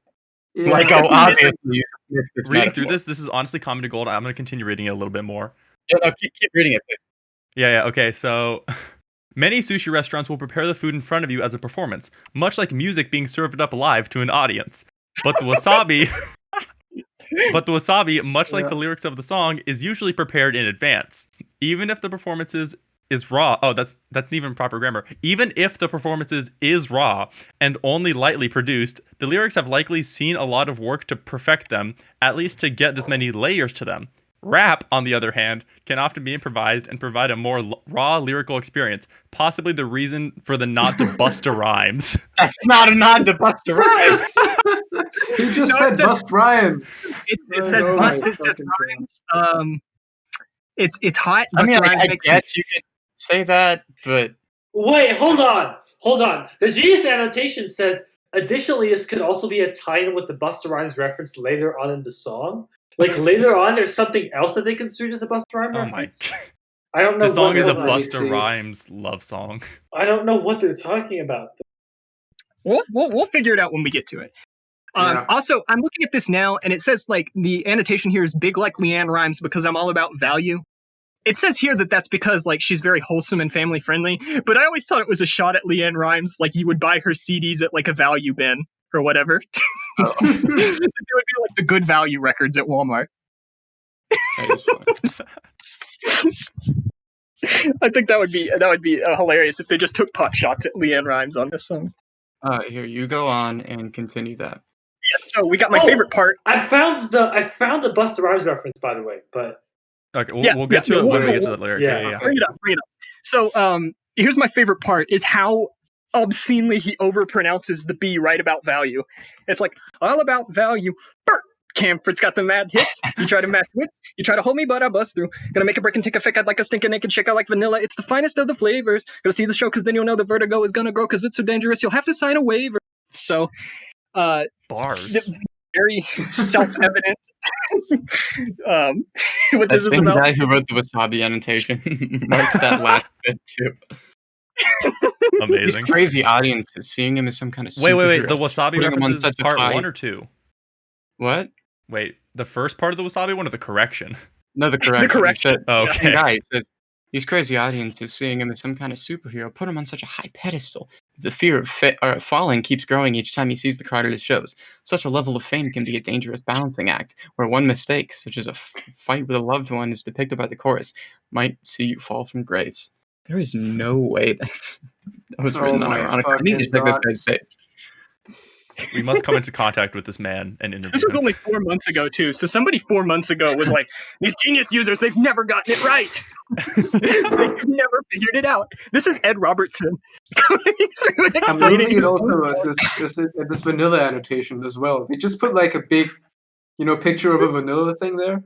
His favorite Ice cream flavor cone. rescue is vanilla, which is also one of the most played. He doesn't like which too much taste is. I think we all know what that Thanks. vanilla line is really about. It's not about ice cream, is all I'm saying. Yeah. And maybe his wife is, his partner. I guess I always assumed it was wife for other reasons that I'll get into later. His partner, maybe is a little more experimental, maybe a little more of an avant-garde romancer. But that's more of a vanilla guy, is all I'm saying. I actually never thought of it like that because I just assumed it was all nonsense. Well, that's where he gets you. That's where his deepest lines come through when you're not expecting them. I don't know who Bert Camford is. I'm so glad that Genius user Mez09. Oh, get it, Mez09. Somebody Oh. actually for the vanilla line said he could also be referring to it in a sexual manner. That was a joke. I wasn't being serious. The most plain version of sex. The most plain. why did that sound like It's an the ad? purest, Like, okay. vanilla, the most plain version of sex. I can't wait for a commercial to market to me like good traditional sex values. Oh my god. Like Leanne Ryan. Isn't that Yes. girl defined? I think that already exists. Okay, how can I help it if I think you're funny when you're mad? Trying hard not to smile, though I feel bad.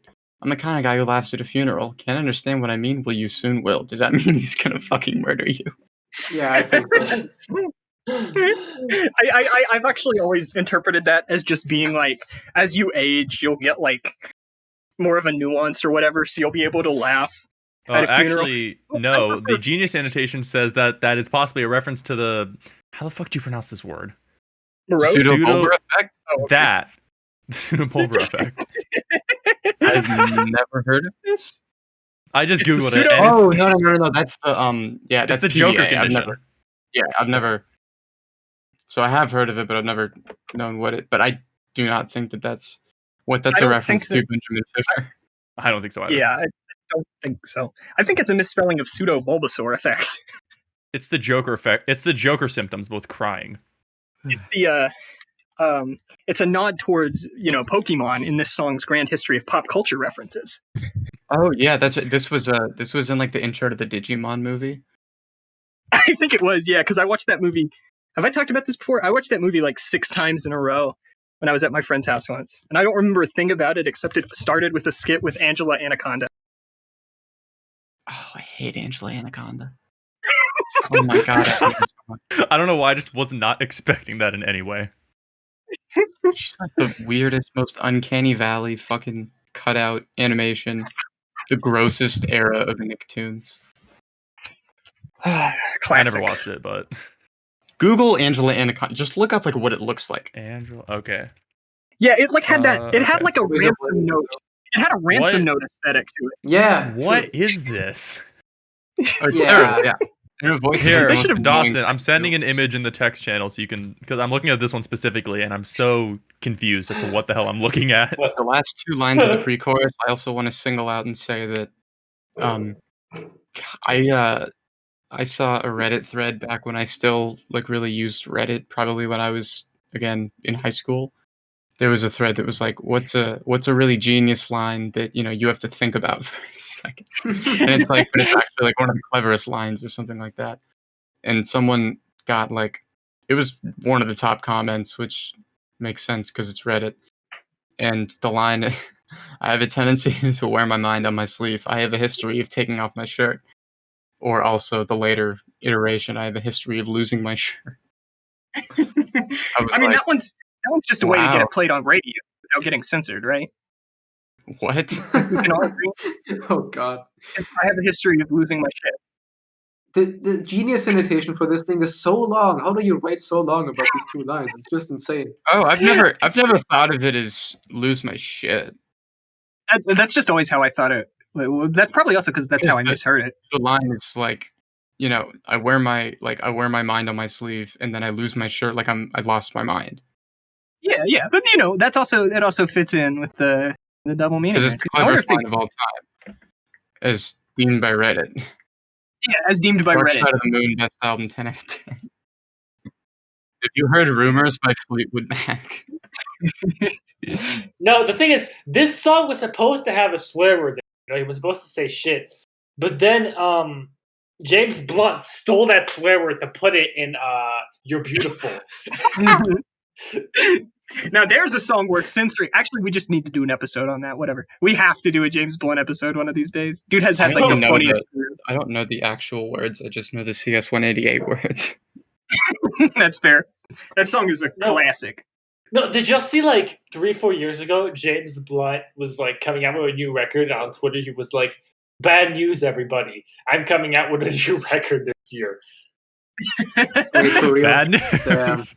No, I gotta find that. Hold That's on. amazing. He seems to have a good sense of humor because like he was really mad at his label when they forced Weird Al to stop his parody.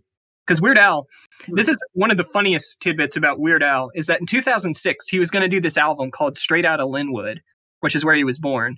And he had this album cover picked out already, where he was like in like this biker kind of outfit, like standing out, trying to look cool. And his idea was that the album would look like a rap album, and then you would play it, and it would start with "You're Pitiful," which is like the most toothless ballad of all time. But Atlantic Records thought James Blunt's like career would be defined as a one-hit wonder if Weird Al like did that parody. So they didn't let him go through with it, and James Blunt was like really mad at his label about it. So anyway, what ended up happening is that Weird Al had to like rush and find another song to parody in time to put on the album. And that song ended up being Ridin', aka Ridin' Dirty by Chameleon. Seriously, that was how that ended up happening. And that's how it ended up becoming White and Nerdy. So the album cover actually accidentally ended up becoming appropriate because it actually did open with a hip hop number. Yes, Yeah, exactly. because I used to have a couple songs off that on my iPod, and I knew the album cover as soon as you said it. I knew this before I knew Straight Outta Compton, definitely. I found the James Blunt tweet I was talking about. I I'm did going to too. send it in the chat. Yo, 2016 was bad. I'm releasing an album in 2017. fuck. Well, what can you say? He's a very blunt fella. True. I found. Ugh. True. Boo. Boo. I also found some more. Look, hold on. James Blunt. This is That's a based as hell. quote tweet Wow. that says James Blunt had his 15 minutes of fame and disappeared, and he said even less than that. The song was only 3 minutes and 30 seconds. This dude is awesome. I hope he's like still getting royalties from You're Beautiful. Like, I hope he's just like chilling. I hope he's not like financially stressed these days, and he just runs Twitter for fun. Anyway, to parlay this into another Bare Naked Ladies fun fact, did you know that Weird Al parodied 1 Week? No. No. That is, I think, one of his most obscure parodies that actually made it onto an album. Because you think of like all these big name songs, and I think most people are at least aware if there's been like a Weird Al parody, like when he parodied the Backstreet Boys, "I Want It That Way," and he turned it into eBay. Like that wasn't like a huge hit, but like people know that generally if they know the song. But he parodied 1 Week, and it was this really bizarre, very 90s concept where he did it about the Jerry Springer Show. Wait, really? Yeah, it was called Jerry Springer, and like the chorus is just like all about him describing like this family that's like, I guess, distraught on Jerry Springer, and Jerry Springer like trying to rein them in. That sounds awesome. Why didn't you tell us to listen to it first? Because I wanted to surprise you all by being like, no, that Weird Al did one of his most obscure parodies in the 90s of this song. Also, I didn't want us to have to go through and analyze this whole song and then also the whole Weird Al song, to be honest with you. So I'm on the Wikipedia page for 1 week, and it says it reached number 1 on the Billboard Hot 100, and it remained at the top spot for 1 week. Yo. Let's go. Bare Naked Ladies were like hopping on there being like, you guys have got to stop paying for this song. We can't be number 1 2 weeks in a row. It ruins our brand. They're just like every other week. They alternate weeks. Yeah, exactly. Just keep us bouncing on up there. Yeah. Yeah, I forgot this was back when Weird Al was a lot edgier. The first verse of this song, not very good. I forgot about this. I didn't know Weird Al was ever edgy. Now I have to look this up. Yeah, it's weird because like Weird Al was never really edgy. He like almost never cursed on his albums. I think there's only like 1 or 2 songs where he does. But on this album in particular, there were a lot of like weird lines on there that have not aged very well. Like I think my favorite original Weird Al song is Albuquerque, which That's a good song. I compared the Dismemberment Plan to when I was listening to them for the first time. Right. But there's like this whole part about like a hermaphrodite in that song or whatever. That's like really long and drawn out. And like that is not out of the ordinary for that entire album, because I believe it was on the Running with Scissors album. Yeah, Oh, which is the album that the This 1 Week song, parody yeah. is on. Yes, exactly. So yeah, I feel like he probably doesn't agree with that anymore. Yeah, I think he's definitely aged past that. It's just weird to think about. It was like the only era where Weird Al was ever like at all edgy. The only other edgy message he had was on "Don't Download This Song," where he said piracy is okay. And Yeah, no, that was the other one I was going to mention because he curses a lot in that song. Or at least a couple times he yells like, "You cheap bastard," right at the end. He says you'll burn in hell if you pirate. Like he's just completely satirizing the whole thing. Yes. It's very funny, too, if you go back and read, because I was obsessed with Weird Al for many, many years when I was young. If you go back and read some of his interviews, somebody asks him, like, his stance on piracy and, like, Napster and LimeWire and stuff, and he's like, well, on one hand, I think for, like, small independent bands and stuff, it might damage their sources of income, which are already, like, really low. But on the other hand, I get to listen to Metallica, and I don't have to pay the guys from Metallica. Speaking of, is that like a direct shot at the Metallica thing that happens? Yes, Yes, it is. Yeah. Absolutely. 1000%. Because I actually didn't know about that until Lars Ulrich is the biggest weenie. because I didn't know about that until like a couple weeks ago. Yeah, I think Metallica were like the original like anti-Napster, anti-piracy band. Or at least like the biggest. They example, led yeah. the charge in terms of mainstream. Like, Yeah, because an unreleased song of theirs got leaked and they got pissed about it, right? And so they were like, yeah, I think it was. I think it actually happened again with that song "Snake Bones" that came out like a God, year. Actually, God damn it! I'm gonna go ahead and post that in Metal again and just see if anybody like reacts to it. That's my favorite Metallica song. That's the best one. Y'all heard about this new Metallica leak yet? Just post Oh it. my god, yeah, I'm looking at the first or the chorus of this. You're right. This is like terrible. It's It's very just edgy. incredibly Hold on. transphobic I'll send it in the chat and so misogynistic. What the anybody fuck? who doesn't have it pulled up can see. Oh, there it is. Snake Bones. There, Jane, I helped make it seem real. Thank you. I saw you typing and instantly appreciate that you Dawson, would do not put that on screen. Yeah, Dawson, don't put that on screen. Take our word for it. You can, I guess, if you're like curious, you can look it up. But just content warning. Content warning. What we talked about. I don't think that's how warnings work, but sure. Well, you know, I'm just saying, if you want to look it up, you can. But it's got some edgy wording in it. Yeah, I don't think Weird Al would do this nowadays. I don't think he would stand by this. Jesus. Yeah, that's bad. I That's- just Wow, it really, gets worse too. it's Hold on, let me say something in the metal channel. Hold on. okay. This is just disintegrated into me trying to get people to listen to this fake Metallica song now. If you all aren't aware, I don't even think the people in this call are aware. Probably this is actually a Vinesauce meme. So what Oh happened? no, I know the song. Oh, did Vinesauce make that? No, Vinesauce didn't make it. What happened was back in 2011, this dude uploaded this video. It's been almost 10 years. It's been almost a decade since this video has been out now. But he uploaded this, and at the time, it was like... No, Babick, don't say anything. I'm going to say something. Don't ruin. Wait, Jane, you sent this message. You sent the link literally exactly 1 month ago on February 26th, trying to get people to listen to it. I try to talk about this song anytime that I think it'll fool people. At least any person who listens to this and thinks it's a new Metallica is a win in my book. But Because they Hold keep on. updating the title of the video with every year. yes, New they song have done it. 2021. Because I found this out because Vinesauce Joel was like talking about it like 2017 or 2018, and he was talking about how at the time he was like super into like the thrash community and stuff, and like people like kept using this almost as like a rickroll in the community. But he thought it was hilarious, but like all the Metallica fans hated it. And if you look at the like-dislike ratio now, it's a little bit, it's like a 55-45. But at the time when he first shared it, it was like 90% dislikes, and everybody was commenting about like hating the poster for fooling them. And this dude is so committed to the bit. He comes through and he updates the title of the video every year. And I think when they put out that last album of theirs, he changed it for a little bit to be like leaked from the deluxe edition. Oh damn, that's genius. Jane, check the metal channel. I'm seeing it. I'm looking right now. From like pieces on there. I'm not gonna talk about it too much because I think it's a too. I might give it away. I just love this song so much. My favorite part.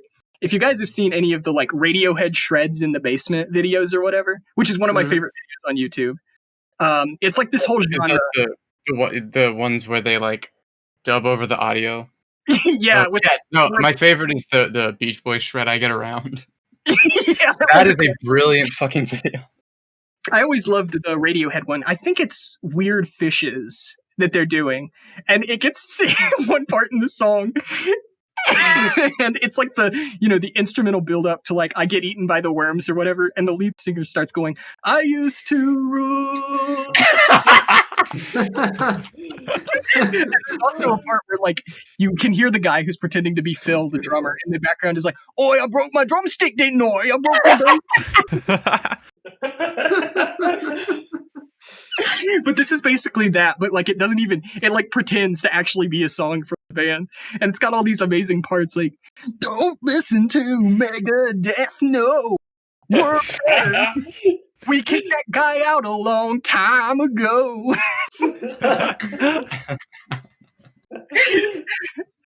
Yeah, it's so good. Metallica, Snake Bones. We want to talk about the second chorus now, maybe? Is that where we are? Why not? Yeah. I think so. Yep, that's where we lost. Yeah. Okay, yeah. It's been 1 week since you looked at me, threw your arms in the air, and said you're crazy. 5 days since you tackled me. I've still got the rug burns on both my knees, which I want to point out, just like, to counter that other dude who was like, this is about domestic violence. That is definitely about having sex. It's been 3 days since the afternoon. You realized it's not my fault. Not a moment too soon. Yesterday you'd forgiven me. Now I sit back and wait till you say you're sorry. Just All right. So that's it's like kind of turning it on its head, you know? I feel like Inception style shit here. Yeah, classic Adaptation for this is literary device. Unlike the first chorus, our boy is now in the clear.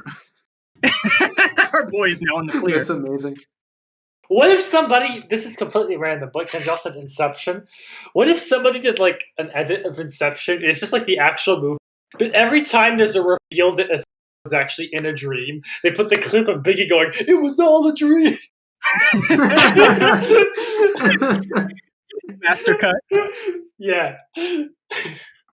Man, so I'm looking at the actual like what does the artist have to say about this song? It says here, I thought it would be a bonus track or a B-side. It was one of the last songs I submitted to the record company when Sue Drew, who was our A&R person at the time, said, we want to lead with 1 week. I actually thought she was joking. I thought she was making a dig at me, like, this is the stupidest fucking song I've ever heard, which I would have agreed with. I labored over so many songs on that record and tried to make them, super deep and meaningful and soulful, tried to nail them emotionally, and this totally fucking ridiculous song that I improvised that makes no sense at all goes to number one. And that's actually true, because another of my favorite Bare Naked Ladies songs is on that album, and it's called Call and Answer. And I think it's one of the most genius, like, breakup songs ever. Because it's all about, like, breaking up, but still being like, I still, at the end of the day, have these fond feelings for you. And if you ever, like, truly need me, like, I'll still be there for you. 1 week is also about that. And it has exactly. more anime hits, so it went to number one. And it also has, I think, one of my favorite Bare Naked Ladies lines ever, which is towards the end, where it's like, but I promise you, if you ever do those crazy messed up things that you do, if you ever do, I promise you, I'll be the first to crucify you. And it's just like, it's very powerful from the band who wrote 1 week and If I Had $1 Million. You think those two things are like connected? Like, if I had $1 million, I'd have to write songs like 1 week. They'd be able to just like. They actually do improvise a lot of the lines on If I Had $1 Million. I think they might on 1 week too, but maybe less so, because that's like a sing-along song. But I know they improvise If I Had $1 Million. Oh, they improvise the outro of 1 week. Like where he that says, makes sense, yeah. You know where he says, like, it'll still be 2 days till we say wasabi, Birchmount Stadium, home of the Robbie. Genius says that, like, they improvise that stuff live. They did, yes. I have a fun fact about that one too. No, right? That like when they're live, they change that. Yes, I do have a fun fact about that when we get there. Right, yeah. All right, y'all ready for verse 2? Yeah, rap it. Do it. Rap it. Let's go. Chickadee China, the Chinese chicken. You have a drumstick and your brain stops ticking. Watching X-Files with no lights on. With Don LeMay's song. I hope the Smoky Man's in this one like Harrison Ford getting frantic. Like Stingum Tantric. Like Snickers guaranteed to satisfy. Like Kurosawa, I make mad films. Okay, I don't make films. But if I did, they'd have a samurai. Gonna get a set of better clubs. Gonna hang the time with tiny nubs. Just so my irons aren't always flying off the backswing. Gotta get in tune with Sailor Moon because that cartoon has got the boom anime babes that make me think the wrong thing. I also love that his voice dips down when he goes, boom anime babes. Boom. Boom. So Booba. let's start here because we always have to point out that things don't age well in songs and that they're racist is the first 2 lines totally racist because according to this, the this is a reference to the Chinese chicken. You have a drumstick and your brain stops ticking is a reference to the avian flu outbreak of '97, which originated in Hong Kong. Nice. It's also that's the Busta Rhymes reference. That's what I was gonna say. No, That- it also is Busta Rhymes reference. Yeah, but Yep, there that's it what, is. according to Ed Robertson, I said chickadee China the Chinese chicken, and I was improvising, and it made me think of what was a big news story at the time, which was the avian bird flu. So the next line I said was, "You have a drumstick, and your brain stops ticking." So is that like, you know how they call it like the China virus for the coronavirus? Is that kind of like? Yeah, I think it's in like the similar vein. Yeah. it's kind of like there was also like SARS was a big thing. SARS was the early 2000s, I think. I thought SARS were from Yeah. Russia. I don't know, but I know it was like No, used as a because general SARS, Jane, because SARS. oh, well, it's been nice recording the podcast. How will she ever recover? How will I ever recover? I don't know what dans la maison means. In Well, the I'm house. looking right now. In the house. In the house. Oh, really? Yeah. Just means in the house. Yeah. Oh God. Okay. Like literally, that's just what that means. I actually thought, Okay. for some reason, I thought it was like maybe a clever way of saying like we're in the nude. Because I don't know why, but I was thinking like No, I thought so too, just because anytime you use French in a song that's going on the radio, immediately, Yeah. that's what that means. Yeah. As I for hope this dans la maison, it is a French term meaning in the house, but for the band, it came to mean, are you in the house and do you want to watch some X-Files? Wait, hold on. Shh. So the X-Files theme. I'm going to read an actual clip from an interview with Ed Robertson. So the X-Files theme goes doo-doo-doo-doo, doo-doo. We were X-Files maniacs, and this was back in the day when there was no streaming. Stuff wasn't available. But we met someone at Fox, and they gave us like a 3x2x2 crate of VHS copies of the X-Files. So as of '98, we had every episode on VHS on the bus. So after the show, we would get on the bus, and we wouldn't say, "Hey, do you want to watch some X-Files?" We wouldn't say, "Hey, you want to put something on the TV?" We'd go, "Dans la maison, la maison, la maison," which was just singing the X-Files theme with the French for "Are you in the house?" Like, are you ready to do this? That is, actually, I love that. That's fantastic. That's unironically brilliant. This is like the Drops of Jupiter episode when it was all references to his dead mother and their inside jokes. This is just a more Yeah. lighthearted version of that. Yeah, that's true. I always used to think that like because this verse ends with like gotta get in tune with Sailor Moon, and he's talking about like looking at the boobs and stuff, and then it immediately goes into how can I help it if I think you're funny when you're mad. I thought that the argument was supposed to be about him like watching too much anime and like getting real too into the Sailor Moon. Look at that. The genius annotation. Sailor Moon was a Japanese cartoon, or anime, which featured a team of long-legged crime-fighting high school girls, which of course turns them on, and the God. comment is, yikes. And yeah, yikes. They were like 14 or something in that show. Yeah, that's not Ooh. great. Sailor Moon was great for representation though. Oh I need yeah, to it watch was more anime in very general. queer. Yes. They did censor it kind of in the US, though. It's okay, Jane. Yeah. I started Evangelion recently, so I'm going through that. It's We're pronounced starting. Evangelion, dude. Evangelion. Shut up. I pronounce everything wrong first try, all right? Shut up. Just said shut Tricot up type beat. twice, man. Did you know? Iron Man dies at the end of Evangelion? That's what the movie is That's about. so sad. That's why they call it the end of Iron Man. The end of Iron Man. That's what and then they made that spin-off movie, Tetsuo the Iron Man. Yeah, exactly. That's a great little EP that they put out. Yeah, the rest of the series is the rebuilds because they had to rebuild his suit. Yeah. It all I'm assuming returns to Tony. Actually, I'll just go ahead and post it here because maybe we want it up on the screen. But I'm assuming you've all seen the Evangelion shirt with Garfield, right? Yeah, of course. What? It's I'm like a not. good I classic don't piece of think fashion. so. Okay, I'll just go ahead and post it then. Yeah. Have I already used up all my Sure. femboy Garfield references for the day? Yeah, we only have one daily ping that we can do to ping Jen about Femboy Oh Garfield. my god, that's beautiful. Oh, actually, my mom listens to this podcast. Cut this Should I part really out. be horny about Femboy Garfield? Leave this part in. Leave this part in. Don't include the context. Cut out the context and just leave that part.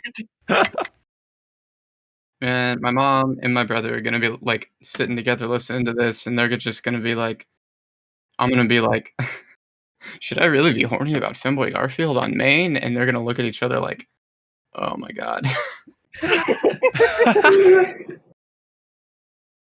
This is what you get, Cheryl. I haven't seen my mom in like almost 2 years at this point. So the next time I visit, it's gonna be really weird because I have had a full gender transition in that time. And you started talking about Garfield a lot more often. And it's going to become a lot more evident. And as we said at the beginning of the episode, I also am a very popular sex worker. Right, yeah. Yes. Because the Bare Naked Ladies, I guess your clients are nude when they pay you, which is chill. I just didn't realize that's how it worked. I just want to say, every time I make a joke on Twitter, my mom, that she doesn't get, she'll like text me and ask me what it means. And I'll have to like, it's just kind of hard to describe a lot of, when a lot of my humor is you've got to be very internet connected in a certain age range and also tuned into all these like weird music jokes and stuff. Very referential, yeah. I call my sense of humor like highly specific humor for highly specific people. And that I think I'm really funny, but only to like 10 people. The One Track Hivemind account, though, extremely accessible. Everybody always knows exactly. Everyone go follow the One Track Hivemind Twitter right now. My mom texted me about Tomato Town the other day, so I'm not safe. Seriously? Fucking Tomato Town. But the other day after I posted the vaccine thing where I was like, I got vaccinated, she was like, you should probably censor. Oh, I saw that, yeah. She was like, you should probably censor your birthday and your last name. Because I was covering my first name because it was like my legal name. Mm-hmm. And so she was like, you should censor your birthday. I was like, first of all, I post on my birthday every year. So like, you know when my birthday is. Second of all, my last name, it's out there. I'm a professional. Like, I posted about like my degree. I have, I have like 12 email accounts and a bunch of like business operations and stuff. I have to. I'm an incredibly low level public figure for all intents and purposes. But she was like, but I read somewhere that they're like using AI to just scan Twitter for images that have personal information and farming them. And I was like, I don't know like how legit that is, but it does sound kind of terrifying, and I don't want to have to argue with my mom. So I took it down, and then I reposted it, blurring out everything on the card except for a couple like letters that just spelled out random words. Yeah. So it said Co9 vacation something. Yeah, it said like vacation record or something, and I was like, haha, I'm on the music industry. It's just kind of my little like overshooting at jab. But anyway, what I'm saying is my mom is, if she does, I'm pretty sure she's going to listen to this, and when she does, she's going to be like, are you really a sex worker? And be like, oh my. You got to explain it. Gotta like explain the joke. You got to explain that you are, but that you don't get paid when they're still bare naked. Yeah, no, yeah, I am a sex worker, but they have to pay with their clothes on. That's the rules. Yeah. What was the other thing? Oh, the Femboy Garfield thing? That is not a joke. I'm sorry. Let it all out. Should I get a picture just so we can put it on? You ask as though you don't have one handy is the thing. I know you do. Is the thing. Handy is a really appropriate use of the phrase. Anyway, continue. Oh my God. Talking about this. All right. Let's keep going. Oh Lord. Do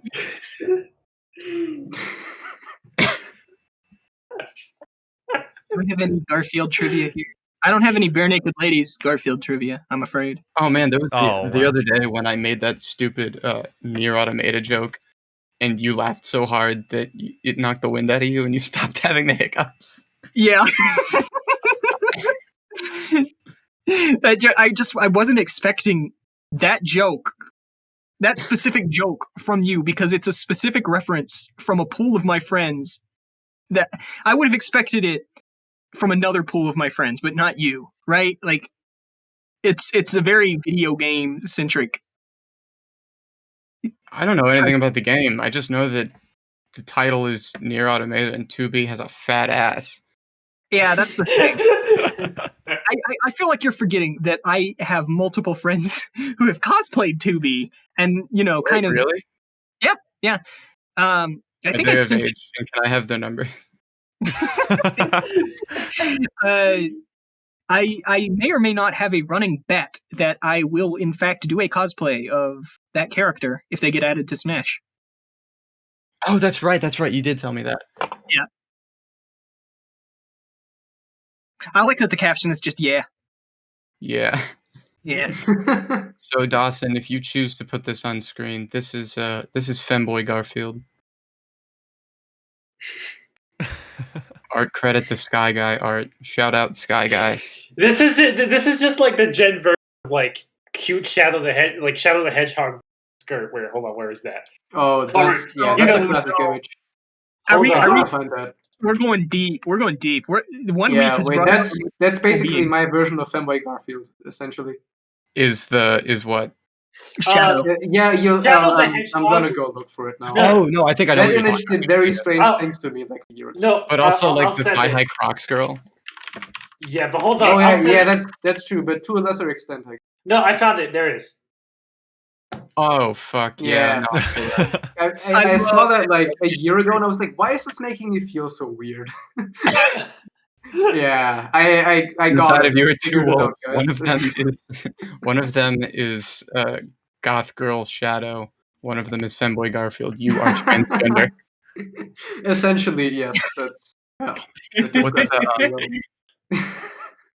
the other thing that I feel weird about is that like I follow that account just for the Femboy Garfield meme, and I follow a couple of like NSFW Twitters that are just like friends of mine who are either like artists or sex workers, and I'm like supporting them or whatever. But I also, some of you might know.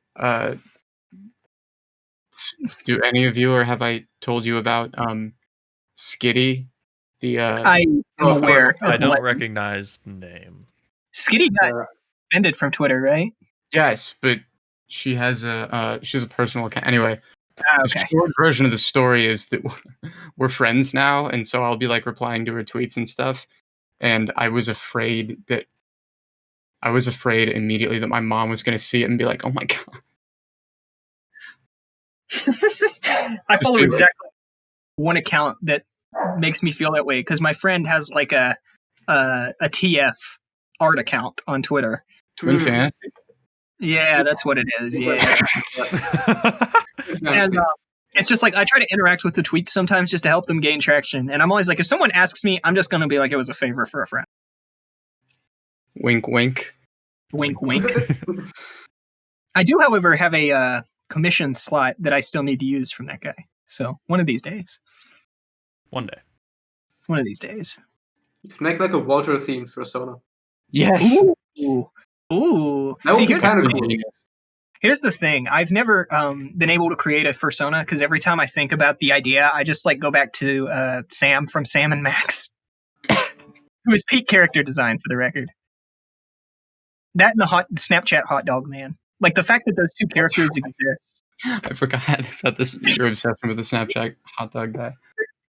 Hot dog. Bum, bum, bum, bum, bum, bum, bum, bum, bum.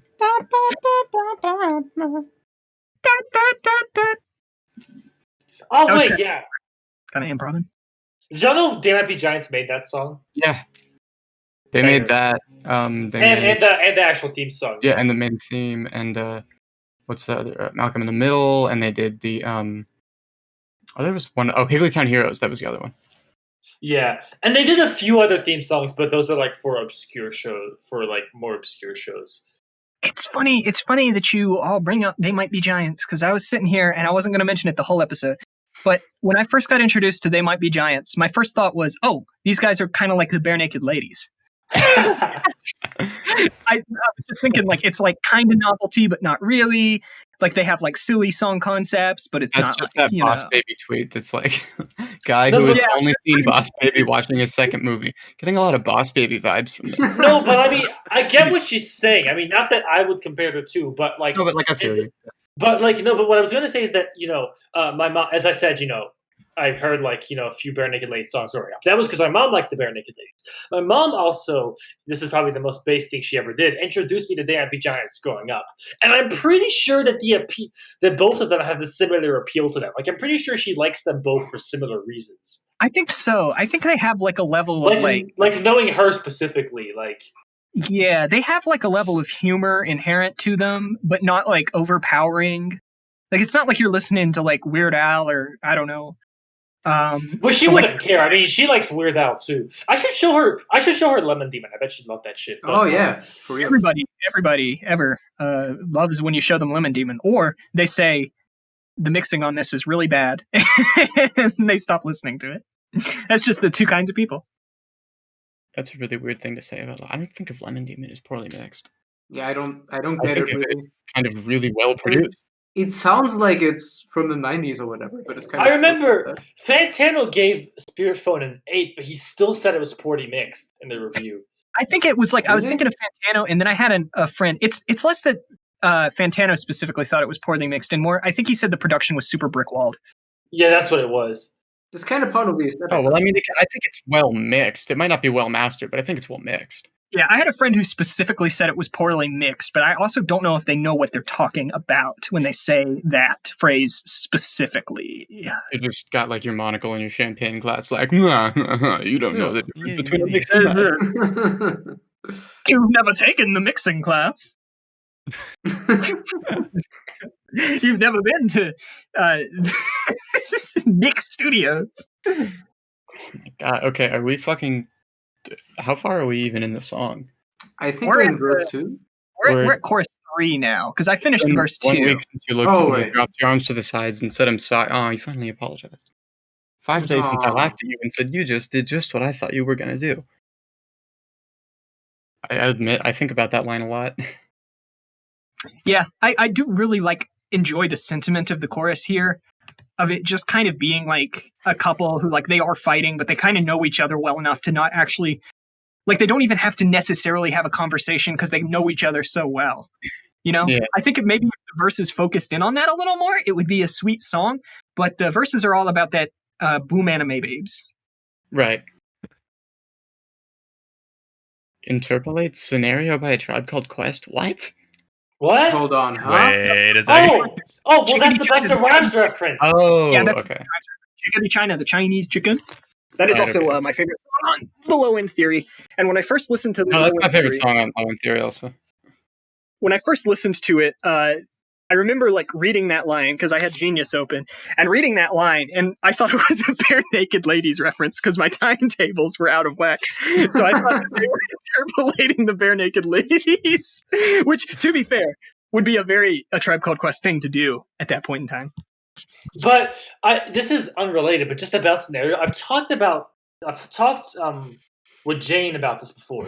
How Charlie Brown, the rapper, his most iconic line in that song with the most iconic lines is him going, "Who's that, bro?" And it's like the most iconic thing he ever did, and it's an iconic line, and nobody knows anything else that he's ever done. Yeah, that line is so iconic that when you say it, I don't even think of Charlie Brown. I think of when Das Racist made it a whole song. Yeah, and the whole point is that yes, he's going. that's it. That's where I know that from. Oh my god. And the whole point is that he's going, "Who's that? Me." And that's how he ends his verse.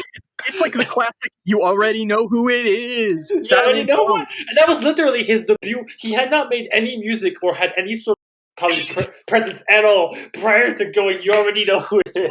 That's the audience needed to know Charlie Brown was there. So they were like, "Who's that?" And he was like, "It's me. It's Brown." Yeah, maybe that's his way of introducing himself. You could think of it the other way around. Well, now you know who it is. Like, Can we do a that Das makes Racist sense. episode of also, I want to do a combination Pizza Hut and Taco Bell episode. Hell yeah. That'd actually be Yeah. a brilliant idea. I'm down with that.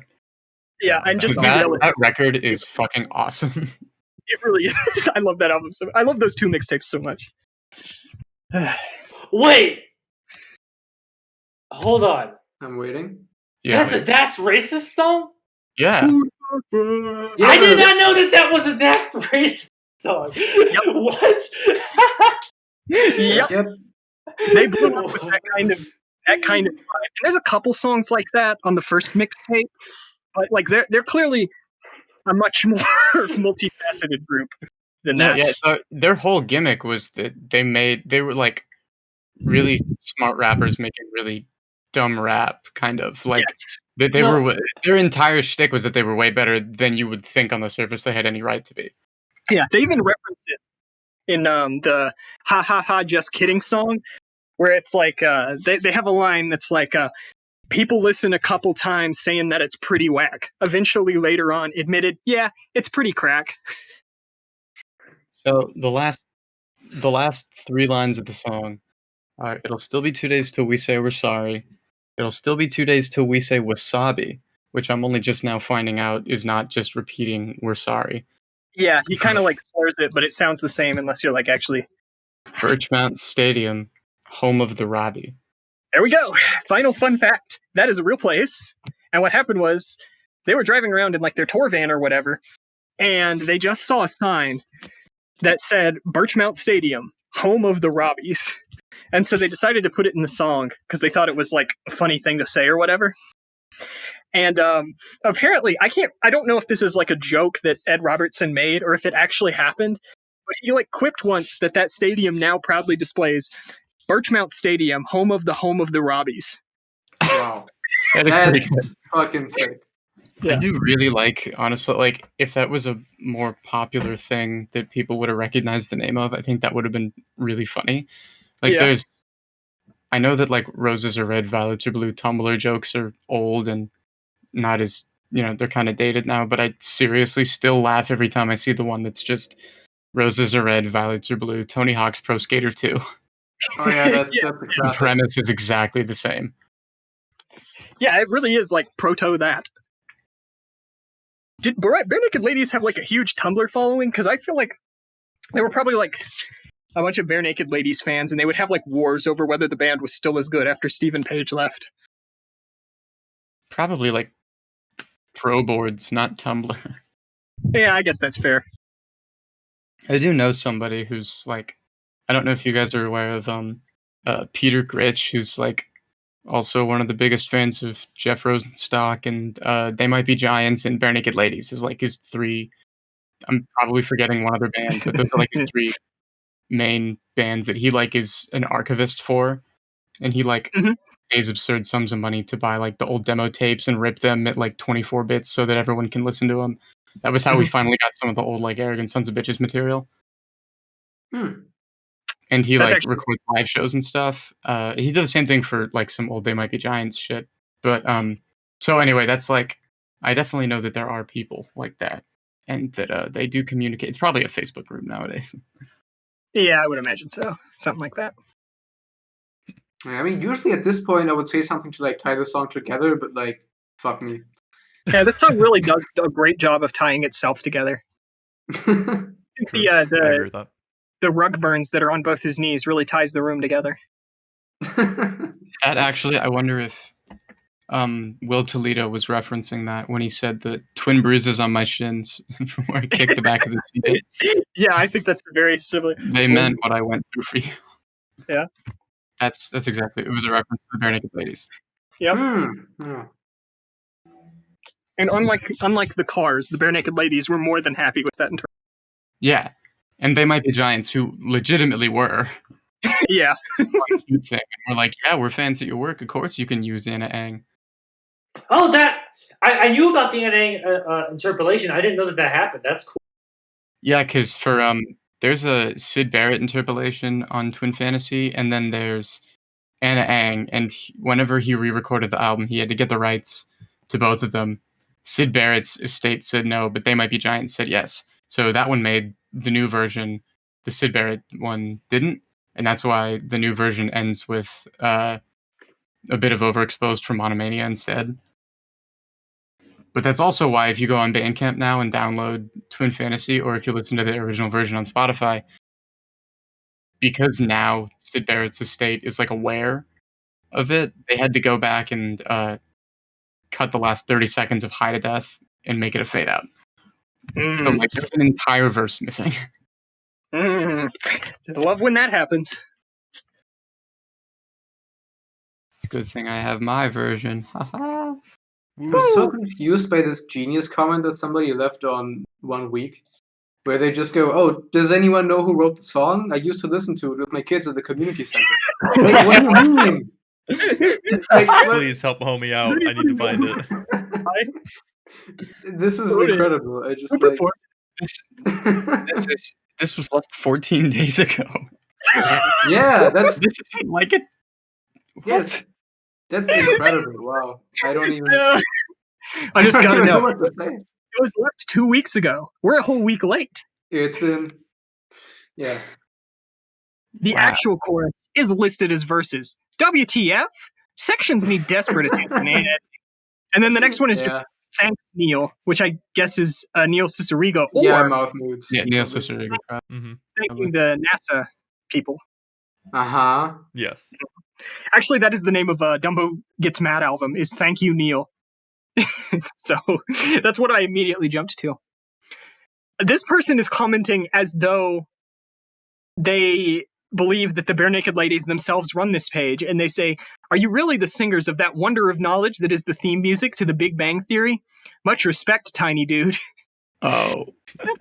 So thank you for the knowledge. With love from Shane and from the Dated Thoughts, XXX. From the Dated Thoughts. It's Oh, yeah. okay. Okay, I think we should wrap up, but before we do, I want to just repost and mention, since it didn't get brought up during the actual recording. I went back to watch the video right before we started recording just to refresh myself, and when I started to go blind from how oversaturated it was, I scrolled down to the comments, and I think if you posted like old ass YouTube comments, it puts them up at the top. And 9 years ago, I posted a comment on this video that is like the cringiest.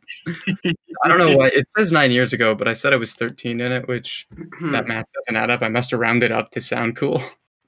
Where I said, I'm responding to somebody. I couldn't find the original comment. I said, and I quote, "I'm 13, but I hate what plays now. My parents introduced me to 70s to early 20s music.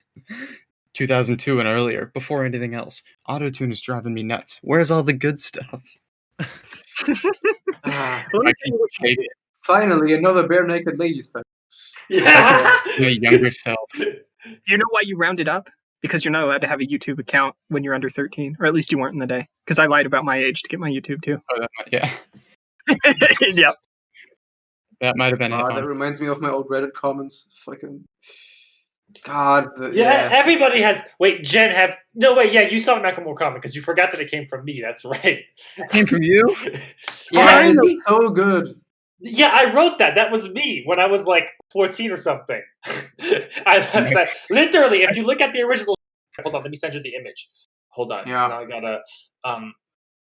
Now I gotta find the image. The image says like from you /Octopanics. Oh my God. I definitely had a long, drawn-out conversation trying to defend 21 Pilots Radiohead subreddit. Finally, someone else that likes Who? Wait, who? I did. I had a long, drawn-out discussion about 21 Pilots trying to defend Blurryface in the Radiohead That seems subreddit. like something I would have done. Yeah. I went on the Radiohead subreddit once because people were getting pissed out at Imagine Dragons there for some reason. I don't remember why. I will be on the fucking Death Grips subreddit a lot of the time, just like being like, "Oh man, you know, we're so cool for liking this band and whatever, and like nobody else in my high school thinks I'm that cool, but you guys know, right?" It's just like, God. And at the end, I say stay annoyed as well. I actually do remember, like, I was browsing the Death Grips subreddit, like, around when the Jenny Death hype was coming up, and everyone was, like, Jenny Death went, and one of the top posts of whatever day it was like, does your family think you're weird for listening to Death Grips? Also, wait, Jen. Jen. If you don't know that comment was me, you don't know what the context of it was. See, I left this comment on the Imagine Dragons subreddit of all places because it was like, well, you can see if you. I'm about to send the image right now. You can see what the So somebody was like, "Oh, here are my top 50 albums," and so there was a Macklemore album in here on the Imagine Dragons subreddit, and so then I was like, "Oh, finally, someone else that likes Macklemore." Honestly, I probably left a bunch of similar comments about like Hmm. God, A Day to Remember or something way back in the day. On those like, I mean, looking back, it was like, what album has no skips? And I mean, the answer should be all albums. But after Yeah. getting through 100 comments of Demon Days, Good Kid, Mad City, Dark Side of the Moon, Rumors, me at the bottom with like A Day to Remember for those who have heart. Wait, I was trying to go through my history and look for comments that I left, like, because I was thinking, but my account got suspended, and I don't know why. Oh, For liking Macklemore. Okay, this is sort of similar in that vein to accounts getting suspended for no reason, but I remember there was one day where like me and my sister were at the house and we wanted some food. So I was like, oh, I'll log into Uber and I'll get Uber Eats and get some food. And then Uber Eats decided to inform me, actually, we suspended you for no reason whatsoever. You're just gone off our platform. I'm like, oh, okay. I remember you talking about that. I was so fucking confused. I can't find the post I was looking for, but it's this classic image that I adore so dearly. That's it's the scene from Diary of a Wimpy Kid where it's like Greg Heffley gets scared of Shel Silverstein on the back of his poetry books or whatever. Yes. Yeah. But it's an edit where it's like I was always scared of my dad's The Money Store CDs or whatever, and his dad is like, if you get up in the middle of the night and go to the bathroom, you see MC Ride in the hallway.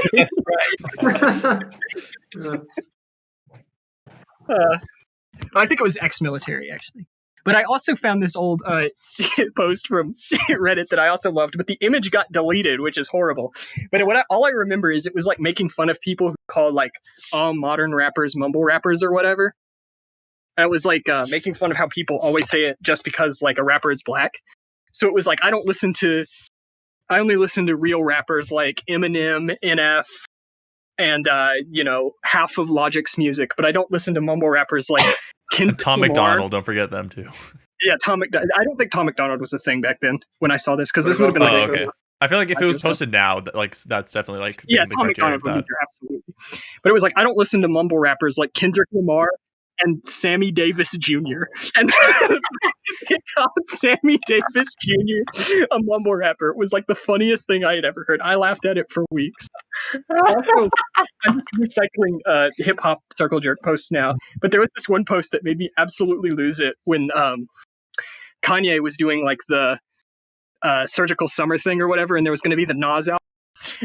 And there was this post that was like, in quotes, "Man, I'm so excited for this new Nas album. One of the GOATs finally coming back."